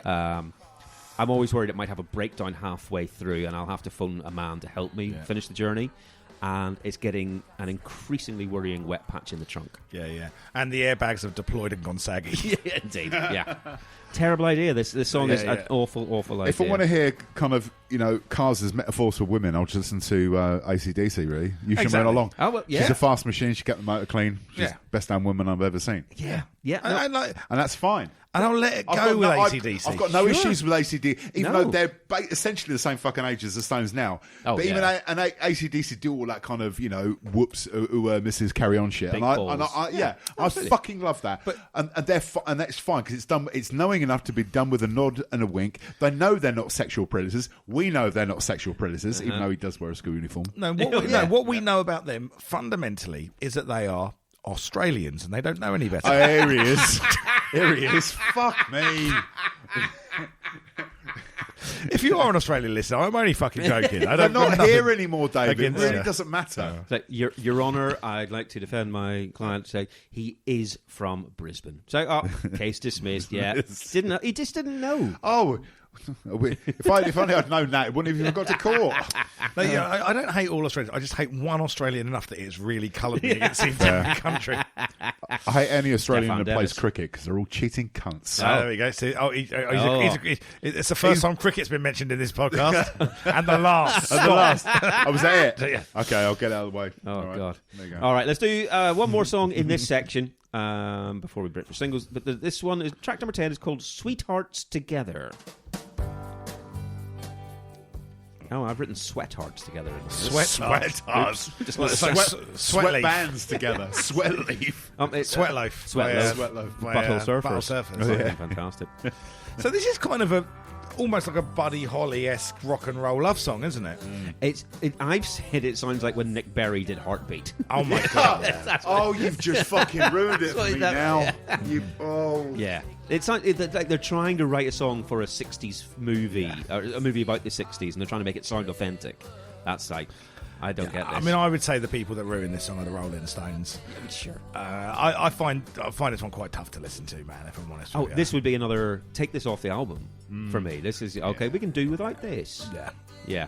And again, it comes back to my point earlier was like, if the Stones had stopped writing any new music in 1983, the world would have been fine, and we wouldn't have had to listen to stuff like this. Yeah, but by that point, any new Rolling Stones product was basically an advert for a tour. Yeah. Oh, you're entirely right. Like, as we anything said, after Tattoo You, and I'd include this and Still Wheels. As much as I love both those albums, they were just fucking walking adverts for the inevitable Enorma Dome tour. If someone had said to them, "Oh, right, look, no, not one person is going to buy this album, but we're going to use it and." It's just an advert. They'd have been fine because we're going to make $320 million off the fucking tour. Yeah, but welcome to music in 2024. Yeah, absolutely. But even in 1994, they've been going. This was their 30th anniversary of their debut album, right? That year. Yeah. And even at this point in a career, even if there's an album coming out and say it's got 2 or 3 good songs on, I'd be more than happy with that. With a band of 30 years into their career, and if it's got 2 or 3 songs that will fit into the set, I'd be fine with that. I know what you mean. This isn't one of them. No, absolutely. Full disclosure. But again, and a Gabba remix of Jumpin' Jack Flash. Jesus Christ. Lord. This is one of the longest songs on here as well. Yeah. It fucking certainly feels like it. Yeah. I've put here 2 little comments. Accordion, for fuck's sake. Yeah. And this album is starting to feel very long indeed. Right. Yeah. Oh, fair. I mean, it's got a nice kind of Graham Parsons kind of country vibe to it again, but yeah, it's just totally unnecessary. Sure. It is exactly. I don't think there's any real tune to this. No, there's no hook at to all. it. It's absolute filler. It's filler. It's fine, but it sounds like if this had come out in 1968 or 1973, very different. Fuck. But Jesus, there's that fucking accordion. There it is. There it is. Accordion. All of a sudden, it's LOLO. Yeah. Good morning. Yeah. Right. Okay. Well, no, I would skip this every time. Oh yeah, fuck yeah. Look, man. Yeah. Let's skip this and move on to the singles. Let's do the singles. All right. Let's go. Yes. There we go. The best bit of the podcast. Get myself Let's get my ready game here. face on. Right. Hang on. Right, you ready? Hang on, I'm adjusting. You ready? Motherfucker. Let's You're go. not going to remember any of these fucking songs, I Dave, know because I'm not. you're useless. I know. Okay, so singles, we're looking again the week of July 17th to 23rd. The top 10, there's only a couple of new entries that we haven't seen yet. Number 10 isn't on Spotify, and I'm very disappointed because... Damn. Fuck it, I'm going to look it up on YouTube. Look up on YouTube. Do it. Oh! Okay, I'll give Dave a chance. Number 10 in the charts. I'll give Dave a chance. We are in the summer of reggae and reggae cover versions. Where's Stephen Hill? Exactly. I was like, oh, wait. That's exactly why. I was like, oh, I wish I could play this. Fucking hell. I don't remember what this is called. No, you won't know this. Gaz, can you tell me who it is? Was it C.J. Lewis? It is C.J. Lewis. C.J. Lewis and his cover of... Uptight. Yeah. Stevie Wonder. Uptight. Everything's all right. Fucking dog shit. Don't be proud of knowing that. Honest I'm not. to God. Believe me, this is... I finally have a release for the bullshit that's been in my brain my whole life. Well, okay, you're going to get... Well done, mate. Well done Thanks. indeed. I got Track CJ 10, Lewis. CJ Lewis, everything's all Jagger's right. so proud of me. Fucking God. Right, number 9 in the charts is the only other new entry, and you're going to get this one straight away, I'm sure. That's a Regulate Oh, by Orangey. there we go. Regulate. Nate Dogg. Exactly. Classic it is. album. Exactly. No, classic single. Classic terrible single, album. terrible album. Thanks. Yeah. And I remember Yeah. at the time thinking this was awful. I Really? really didn't Yeah, like it. but you really against G-Funk I in was general. very much against G-Funk. This is fucking brilliant. tune. and the thing is, old timer, right? This is an old timer. It is a classic of the genre, definitely. I still, in my head, I'm almost liking it ironically at this point. No irony for me. Right, but No, it's huge. It is. Rhythm of course is it's the massive. bass and the bass is the treble. Yeah, that's a good line. Come on. That's a good line. Chords, strings, we brings melody. G-funk with rhythm is life, What's and life the is a rhythm. what's the Disposable Heroes line? The bass and the treble don't make a rebel. Having your life together does. It does, Indeed. yeah. Another one. Another good line. Great line. All right, so yeah, that's number 9 anyway. I think the rest of the That got higher than 9 though, didn't it? I'm sure I shot them out. That Oh, went it's very top- possible. I'm sure it went top It's 3. just the first time we've seen Yeah, it in the yeah, chart, yeah. Number 8 is 2 Cowboys with Everybody Gone Be Gone, which we did last week. 7, Take That, Love Ain't Here Anymore. 6, Let Loose, Crazy For You. Best pop song of the 90s, It's lads. fucking fantastic. It's up That's there. all I'm saying. It's Oh. interesting. I'm It's not, up no, there. I'm saying nothing. Oh, well, right. it's in the maybe pile. Oh, is hello. it? Okay. Is Oh. it? Number 5 is Aswad with Shine. Number 4 Jarek. is The Grid, Swamp Thing. Number 3, Brilliant. BC-52's Meet the Flintstones. Oh, Fuck you. God. 2, All For One, I Swear. Brilliant. And number 1 is still Wet, Wet, Wet, Love Is All Around. Wasn't this around the time where Marty Pello discovered heroin? He was always fucking going to, wasn't he? He's from fucking Glasgow. Do you know what I Exactly. Yeah. He was a painter decorator from Yeah, Glasgow. yeah. Apparently, he Yeah. just loved a scrap as well. Loved Yeah, the scrap, yeah, yeah, yeah. loved the needle hanging out of his Yeah. arm. To be fair, mate, I mean, maybe I was going to say maybe the heroin can't tone that down, but I've read Mark Lanigan's biography, and Yeah. he still managed Yeah. to get into a fair few Yep. fucking Oh, I rucks, see. Yep. scagged up. Yep. All right, so that's the top 10, and yeah, like I say, only a couple of new entries, but we do have quite a few other singles. So, all right, Do it. let's get Do it. Let's start Do this it. one. Come on. Are you ready for this? So this one came out in the same week and got to number 9. Let's get ready. PJ and Duncan. PJ and Duncan. No, that's wrong. It was PJ and Duncan, a.k.a. Shut up, Dave. Don't Psych. copy me. They were on Top of the Pops last night as well. We're doing a song that right? I do not fucking remember. It was like the 3rd single off the Crazy Cats album. Good Christ. Don't even remember it. Why would you- Partners in oh, crime no. will never do time. A sentence for us has to end in a rhyme. Wow. Right, lovely. Spit that fucking knowledge When easy. we rock the mic right, Well, okay, you're when getting we another... rock the mic, we rock the mic shite. Well played, well Blind played man. indeed. Oh, Spooky man. Spooky man. Right, this one, apparently this only got to number 41, and I'm surprised that, I don't know whether it was re-released and got higher later, but...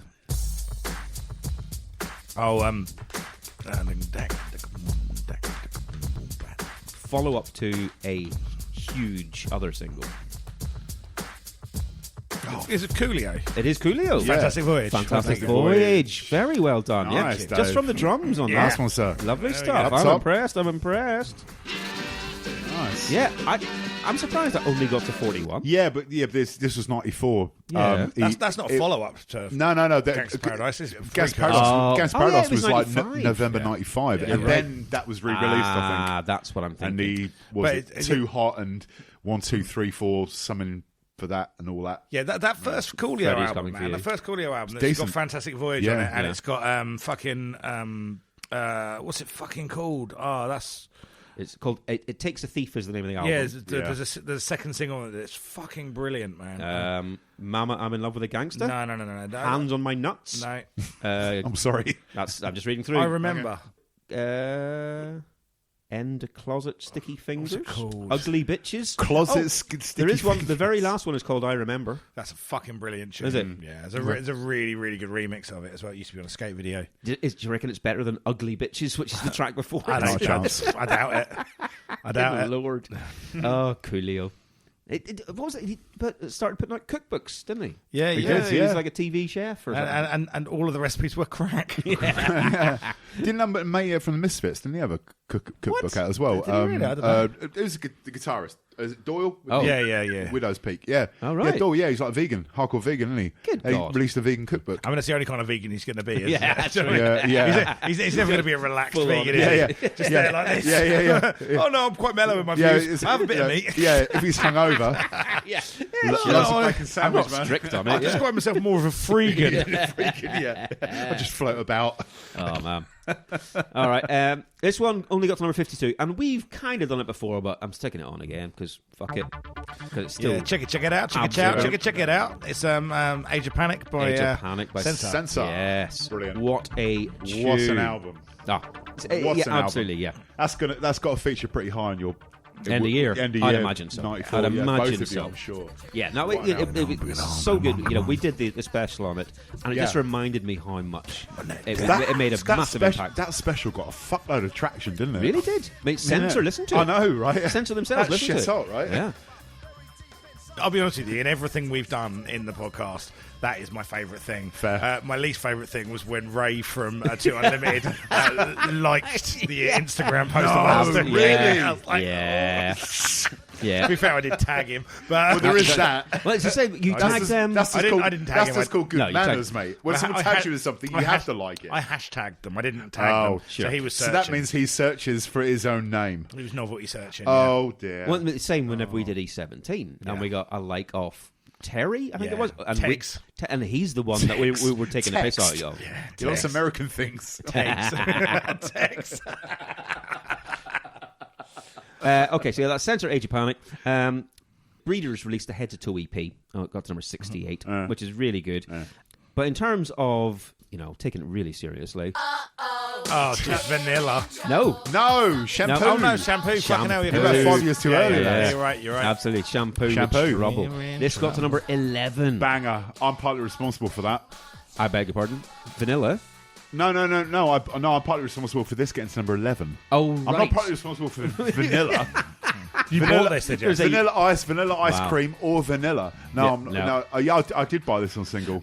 So did I. Yeah. Because I had to play it in the indie clubs. Yeah, in no, the same. indie clubs. It was massive in the indie clubs, man. It was. Yeah, huge. Weird Huge. shit. The dance hall would be packed when this. I know. As soon as you'd hear, all you need to do is Uh-oh. and it'd be Yep. it'd be like flies Bam. on shit. Yep. Insane. Indeed. I mean, you talk about short It's still a careers. tune, though, isn't it? It's still a tune.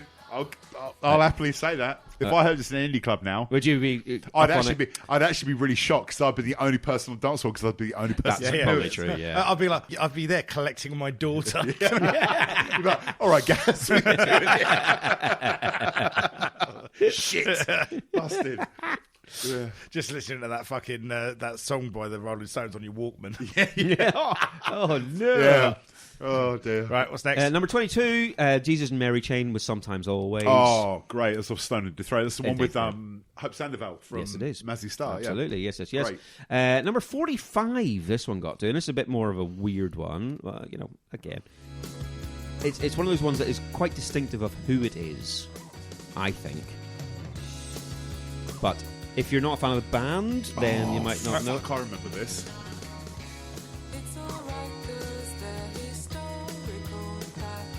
Oh, fuck. I remember this. This isn't me. No.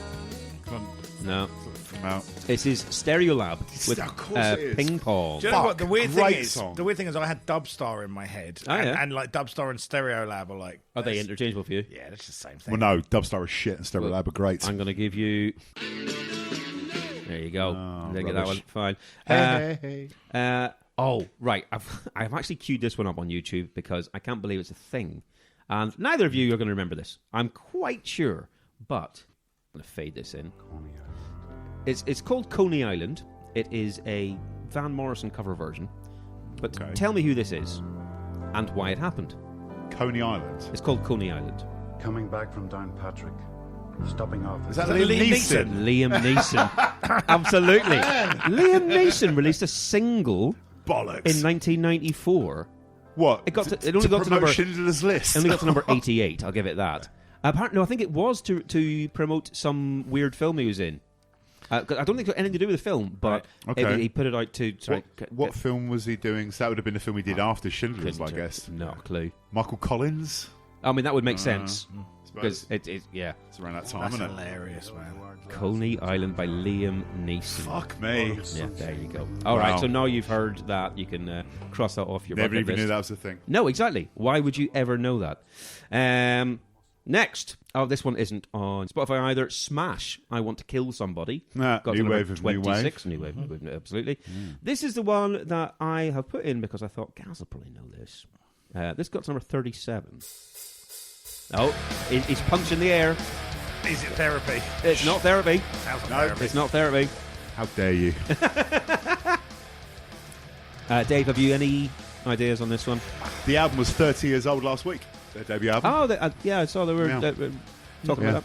Yeah. Hang on, let me hear the vocal. Hopefully they're announcing a tour in a couple of weeks. Can't wait. Produced by Jack Endino, Dave. Is it Kerbdog? It is Kerbdog. Hey, Oh, they're my only top goodness. 40 hits. Dummy Crusher. Only top Dummy 40 Crusher. hits. Yeah, well done, people. House Well of Pain done. did a remix of it. Yeah, I remember. Yeah, What the fuck? Pardon? That's, House of Pain. That's peak fucking 90s, that is, yeah. Wow. Yeah. I didn't know that. Yeah. That's bizarre. All right, fine. Yeah, well done, both of you. This one, it's off an EP. Got number 53. Oh. Yeah, all right. I was about to say, but I'll let Dave sweat a bit. No. I don't think Dave's going to know this. No, you wouldn't know this. Actually, you might recognise. I know that riff. Do you? You might recognise when the vocals come in. You would not have liked it at the time. I'm almost sure certain. A guest on True Cold Pop went to see them last night, in fact. Really? Yeah, as I saw on Twitter this morning. Yeah.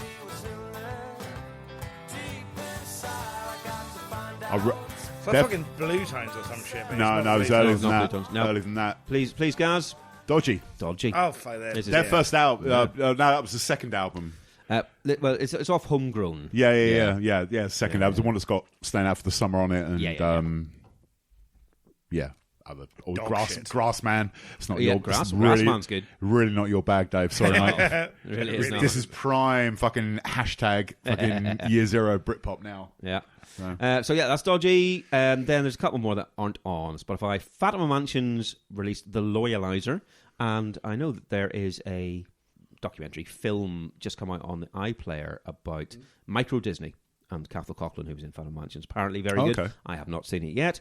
Sebadoh released Skull, got to Nice. number 84. Great song. But then the last one I've got listed here, and this is a great tune. This is an absolute classic, I think. This got to number 79 only, but, this was a big... It big sounds one like, for me. Venus in Furs. Yeah. It does, absolutely it does, yeah. Shiny, shiny, Yeah. shiny piece of leather. Oh, fuck me. Oh, you see, you're I've turned into exactly. Dave You've got the Benson now. Dave disease here. Damn it, it's stressing. Not as easy as it looks, motherfucker. Shut up and let me listen. This is a brilliant tune. Brilliant tune. Yeah. Dave, are you getting anything from this at all? Doesn't ring any bells. I don't know what this no, one is. Fine. Hang on.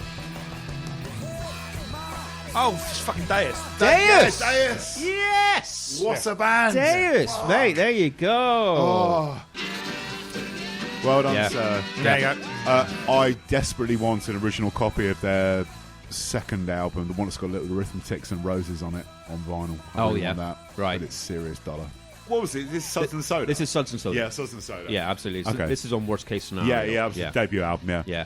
What a band. This is a brilliant tune. This is so Yeah. clever and interesting, but still really catchy. Do you remember Roses?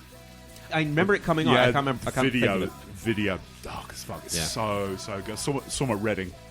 Right, Fucking yeah. incredible. Yeah. What a band. They were Belgian. Belgian. Belgian. I was born in Belgium. Were you? My boys. Oh, way! There you go. My boys. Yeah, no, I think these were mates with Soulwax, I'm pretty sure. There. I would have thought so. Small country, mate. Yeah. They're all friends. Yeah, I mean, it is literally a small, very small. It's literally small. It is literally that big on a map. Yeah. I mean, it's bigger than Northern Ireland. It must be. Most places are. Yeah. Right, that's all the singles. I think you did very well on those people, so I think well so. done. I am a little bit disappointed. Oh, yeah, what was the one you were going to thought I might put in? Why don't you play it off your phone and see if either Chris Play or on I the can get phone, it? play it into the microphone. all right. This is the one I thought you were going to play because I bought this on 12-inch single the same day I bought Voodoo Lounge. Right, okay. Go on then.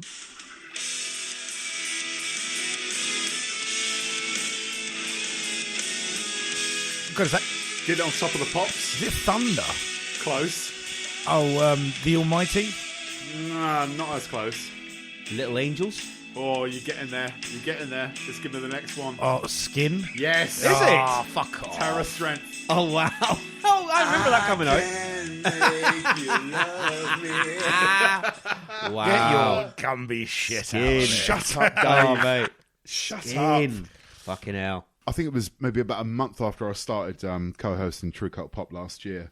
On the Patreon, someone suggested Skin's debut, and I was so fucking happy. Oh, my God, I really? was so fucking happy. Basically, it was just me talking for an hour and Steve going, Yeah. Yeah.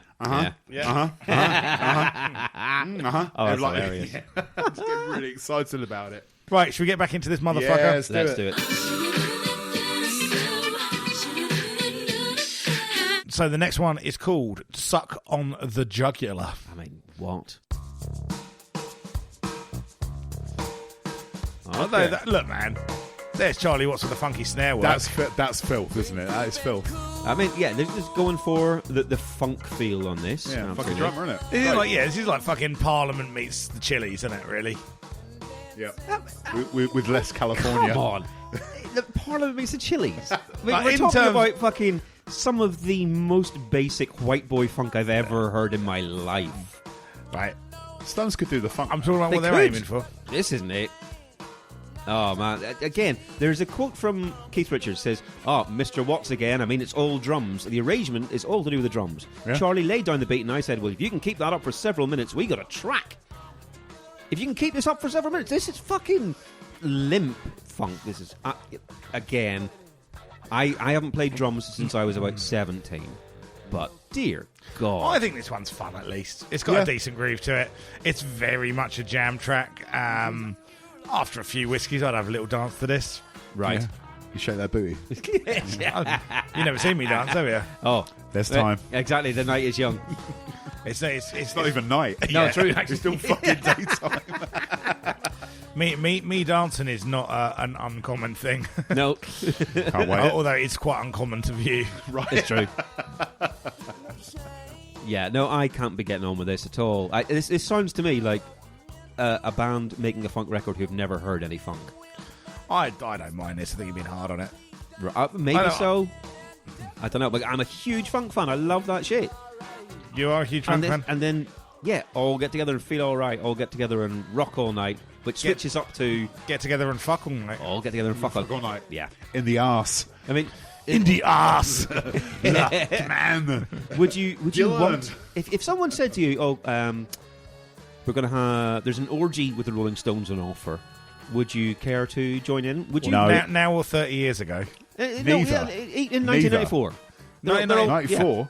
An orgy Right, with the Stones. 1994. Yeah, you're 18. I'm 18. They're 51. Yeah, I'm going to an orgy. Yeah, if I'm going to an orgy with the Rolling Stones, Uh-huh. and I'm like, there are going to be attractive women there. Yep. I'm gonna go. I'm gonna leave almost immediately, terrified. Yeah, indeed you are. Right, next one. Okay, yeah, Suck on the Jugular. I'm not a fan of that at all. Okay, Don't get it. I thought it was alright. I thought it was fun at least. I didn't. Yeah, don't get me wrong. I'm not sticking it on my playlists. Yeah, but yeah. I thought it was Is that what you call it? Yeah. That's All what I right. call it. All right. Track number 12 then is Blinded by Rainbows.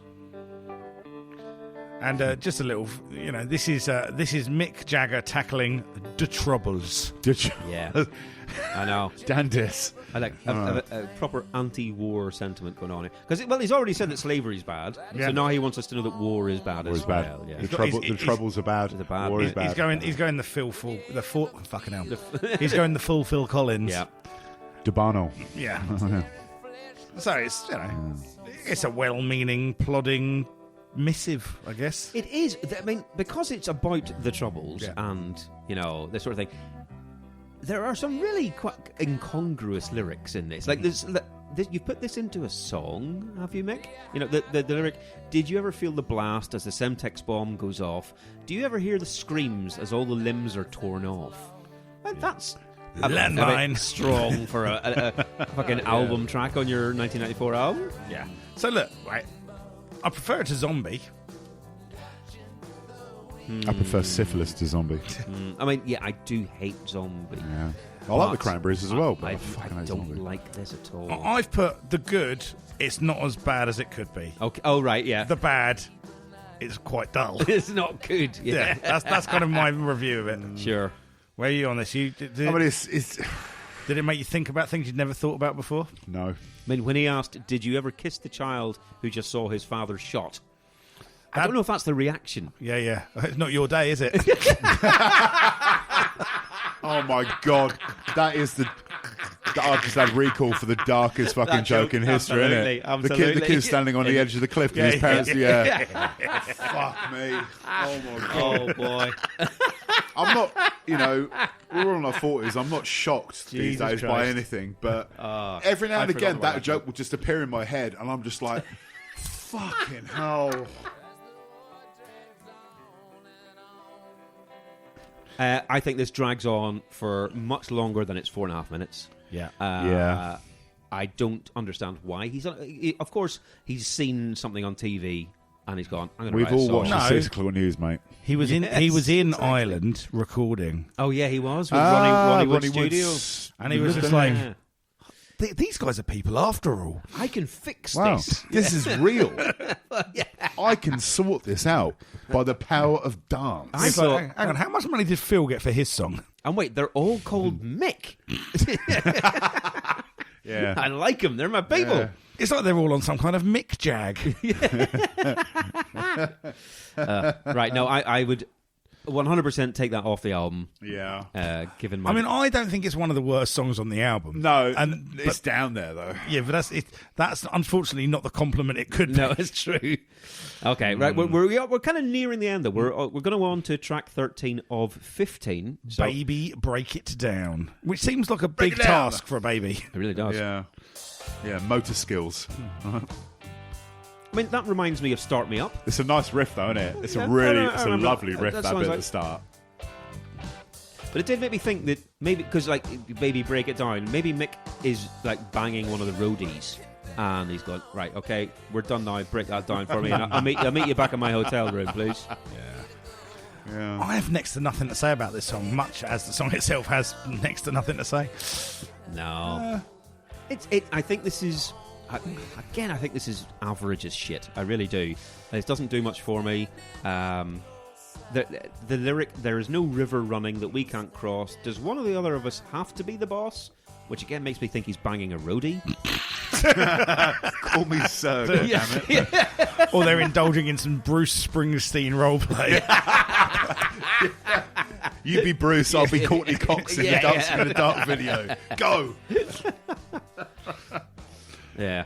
There's an article on Vulture where someone has gone to the effort of ranking all 374 Rolling Stones songs. Fuck me. And this one is the lowest from this album. Right. This is Nah, like I'm the not lowest. having that. It's got the comment, a mid-tempo blandwich. Blandwich. Blandwich. That's a good... I've got a feeling that Gaz has got something to say about this song. Go on, Gaz, yeah, let's give it you to me, some give it to space. me. After we've got 1, 2, 3, 4. So the last kind of like 5 songs have been kind of 4 songs. Sorry, have been blandola, proper saggy as fuck middle section. I really like this song. Okay. It's got a nice little riff. Again, it kind of could have fitted on kind of Some Girls or like one of the albums from that kind of time. It's got that wicked kind of languid groove again from your boy Charlie. Sure. I love the chorus. It's got it hits that kind of Stones kind of sweet spot. Baby, we've got a long way to go. I really like that lyric. I love it when the organ comes in on the second half. It's got a nice little lap steel guitar solo. There is more lap steel. I really, really, really like this song. Oh, okay. Fair fuck to you, right. man. Especially after the last 4. Oh, mate, I genuinely forgot. When I kind of foolishly said to you guys like months ago, I'll come and do fucking Voodoo Lounge, and then like, about a month or so ago, when I thought, right, I'm really need to fucking like listen to this album again and reacquaint myself with it. Got to that middle section, I'm just like, oh god, how the fuck There's am a I going to sag defend there, really, this, man? I was just like, but. No, I think this is great. I really like this. I don't think this is bad. I think it's all right. It does have something a bit more to it for me, but I can't get excited about it at all. No, fair. Right, that's track 13. Okay, Let's do track 14. This one's called Through and Through. Right. And this is the longest song on the album. Mm-hmm. Just over 6 minutes long. And it's another Keith Richards composition and vocal. He's written in an interview, or said in it rather in an interview, I was pissed out of my brain when I wrote that. This is the weirdest thing, the circumstances. We were in Barbados early last year writing songs, Mick and I. Charlie was there, and also Pierre de Beauport, my guitar man. He's at the guitar at the end. And we'd been out to a club in Bridgetown, a tropical night, with the night off. We got back to Eddie Grant's studio at 5 in the morning, get out of the car. I start staggering in, and suddenly I turn around to Pierre and I go, switch the stuff on, man. Incoming, incoming. I just went into the studio and laid it down in one take. So this is off the top of the dome for Keith. Straight off the top of the dome. Off the top as he of the rocked dome. the microphone, freestyler. Exactly. Look, for me, Yeah. this has got something. I don't know what it right, is. yeah, This is. There's a deep, understated call to this song. Right? They've got this first section that's really kind of just like kind of open and just light, and then obviously we come in. We've got this big fucking reverby drum kit that comes in afterwards. There's just a coolness. There's a slightly atonal delivery that he's got. There's You mean he can't sing very well? well, quite possibly that, but there's just something about the way this track fucking sits together that I really like. This is possibly my favourite on the album. Wow, okay. Yeah. Right. Gaz, Hello. what do you reckon? Yeah. Yeah, Best song on the album. Wow, right, Best right, song on the fuck album. me. This is one of the mates. Ah. Absolutely fucking superb. The best Richards sung track of their whole back catalogue. Jesus. And wow. I always loved this song, right? Even at the time, I was just like, this is fucking great, right? Yeah. If only it was, there were two things, right? If only this should have been the final track on the album. Well, it right? was on the vinyl. Yeah, there we Absolutely. go. Shout out to vinyl. Yeah. They knew where it's at. And always loved this song. Kind of forgotten about it kind of over the years. So, like, throughout the kind of sort of mid to that drum bit. Yeah. Was so good. So Love good. it. Love it. Right, yeah. Kind of forgotten about this song like throughout the kind of sort of mid to late 90s into the early noughties. And then, did either of you two guys watch The Sopranos? Yes. Yeah, I did, but I don't remember this song from. I read it. Oh, when I was doing really? my- Yeah. I read it Remember when it? I was doing my research, and Oh, wow. Yeah, and same here. I just didn't. When this was used in the final montage of season 2, Yeah. right? And when this came on, I was like, "Fuck, man, that's that song of Voodoo Lounge." Oh no! And it Yeah, brought if you knew it all coming already, back, you- I was just sure. like, wow, yeah. but, the way it's used, the kind of the final scene of season 2 is like a montage that kind of gives the viewer like an update of like the character's emotional state, like Tony's daughter, kind of graduating high school, and the Going out with Bill Wyman. yeah, Yeah. exactly right. Yeah, cool. Not high school, breaking up with- junior school. Oh, yeah, sorry. because Breaking she's, up with your daughter. because she's too old. Absolutely, yeah. Obviously, right? Like Tony himself, kind of resplendent with cigar in his kind of gaudy living room. There's like no dialogue and just this song I see, playing okay, over right, it. Of yeah. that kind of like final montage, and the Yeah. song kicks in, and it's just utter perfection. And just like the song, it shows that even in this era of their career, like I was saying before, the Stones could knock out songs like this for shits and giggles. And like I've said a few times, Julie, when the Stones get it right, few can fucking touch them. Right. And I think it's fucking criminal that this song is buried at like the penultimate end track of it, on the album, right? Yeah. And I love the fact that whoever decided to use that bit when it kicks in. I mean, we're nearly so 4 good. minutes into I know. the song here. Yeah, it's just kicking in now. It's just kicking in. And whoever it was, who decided to use this for that scene in Sopranos, Yeah. fucking genius. I mean, whoever it was that decided on any of the musical cues in Sopranos, the fucking genius. it's such the guys from Journey have got a lot to thank Oh my fucking God. show for. Yeah. Wow. Their entire last 20-year career. Exactly right. But it's just And Glee. yeah. true enough, Oh, of true course. enough, But this song is just effortless drama and just like those tom drum hits, and it's fucking wonderful. This should have been the last track on the album. Right. Really should. This was the closer on the double vinyl because of time restrictions. There is one more track which was only on the CD version. But yeah, you're very welcome, I think, to think of this as the last track. I think it was probably meant to be. I think of it as the last track. Yeah, fair enough. And it should be. Fair enough. I think this has a bit more oomph to it than a lot of other stuff. It's a bit less generic as some of the other ones as well. I will never listen to this again. But I will. Right. Good lad. I don't great. I don't get that from it, but I do think, right, at least it's a little bit different. Yeah. And I mean, I take the piss out of Richard's singing voice here, whatever. I don't give a shit. It's fine. It suits the song. I don't. That's fine. But This is immediately going on my board games playing list, which I know that sounds awful. That's the most middle-class playlist I've ever heard. It's like What else you got on there? I mean, I'm Everything by Chess. I've got. What, the musical? Oh, sorry. Yeah, the music. Yeah, no, exactly. I'll run you through it after the record. Right, Okay. yeah. I look forward to it. Okay. This is another one apparently where Charlie Watts played the drums in a stairwell to get the sound that Yeah, I can they were see looking that. for. It's I a can bit see more that. echoey. Yeah. Right, okay, that's through and through. So that's track 14. We've only got one left on the album. Like I say, it was only on the CD release, but it's Mean Disposition, track 15. Who ends a fucking album what's like going this? on here? Wow. Yeah. What the fuck? It It's- actually makes me angry. It's like the band from Roadhouse. Yeah. On that Vulture list of the 374 songs, Yeah. this is ranked second lowest off this album. With the quote, Voodoo Lounge is an hour-long album that would have killed at 45 minutes. If you Yeah. make it all the way to the end, you'll hear this, a rockabilly-derived song that huffs and puffs and closes the album on a meh note. Exactly No, that. yeah, I'd agree with Yeah. that. Exactly. My thoughts entirely.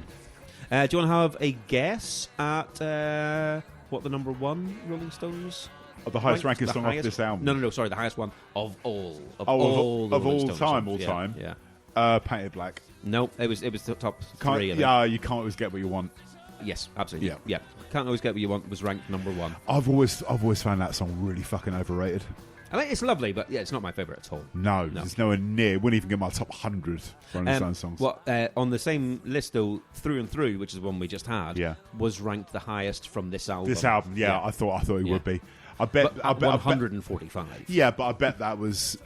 Yeah, whatever. Where was that article written? That was post Sopranos, right? It must have been. Oh, I bet, it and absolutely I bet was, yeah. that's why. I bet if that article was kind of done, if the Sopranos wasn't a thing, and that article was written, Probably. I guarantee it would have been Out of Tears or Right. You Yeah, Can't Be absolutely, Rocking. yeah, it gave it something a like that. I certain guarantee. something else. Yeah. Yeah. But I think this is a rubbish way to end the album. This Terrible. This is It's a B-side, It's an and then- absolute B-side. Yeah, rubbish. Yeah. Rubbish. And it's fucking. You don't need 15 tracks. You don't need to make it a 78-minute album.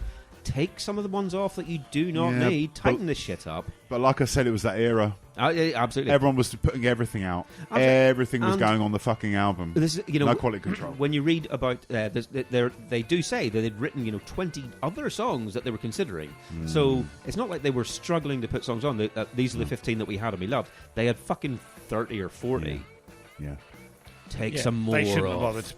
We put this out to Twitter. We have actually sod all. Got fuck all. Yeah, there's nothing. Is there anything at all? Let's have a look. The Stones were number one the same year as Oasis and Prodigy. Who knew? That's from the Zeros podcast. Yeah. We got I'm Saying Nothing from Gaz Jones. Hello. Yeah. Can't We got imagine why. Rich the Rambling Elf, who said, I wasn't there at the time, but an important thing to look at alongside it is the tour that went with it. It demolished the prior record for highest grossing tour ever and remained the highest grossing until the Stones toppled their own record in 2006. Yeah, with the Bigger Bang tour, wasn't it? Yeah. Exactly. They won Billboard, Grammy, and MTV VMA awards around this time. It was the start of them being venerated as legends. The live album they recorded on the Voodoo tour is their best-selling live album. It was just a massive era. Yeah, for the band. I think it's interesting that the industry did so much. The industry had a lot Sure. riding on them being successful. Big time. It will be all right in the 90s podcast said this was one of Special J's choices for our most underrated album of the 90s in our recent episode. Yeah. Wow. I mean, I can't go along with that, but I think that's plain from what I've said. I mean, so far. it's the best 90s Stones album, but then, to be fair, there's only two I was going to to say choose there's only from. a couple. Wasn't This there? is Bridges to Babylon is fucking terrible. Bridges to Babylon. That's the Awful I've album. never listened to that. No. Awful. And well, it wasn't number one. I'm pretty sure, so. K.D. Lang sued them and now has a co-writing credit on the lead single. Oh, right. Anybody See My Baby? Because it rips off the melody line to Constant Craving. Which is a good song. It's a great song. Right. Anybody See My Baby? It's terrible. I see. Oh dear. There you go. Well, yeah. fair Right, enough. okay, well, look, that's, I mean, we've That's got, it, we've yeah. got to pick a track or Well, two for the... a quick sum up. Right, Dave, here's my question to you. You had not heard this album before. Yeah. What were your thoughts going into it? I thought it was going to be... I thought it was probably going to be a bit of a plodder and a bit of a kind of faded glory record. Yeah. 2 tracks in, Yeah. I thought, I'm going to have a really good time with this.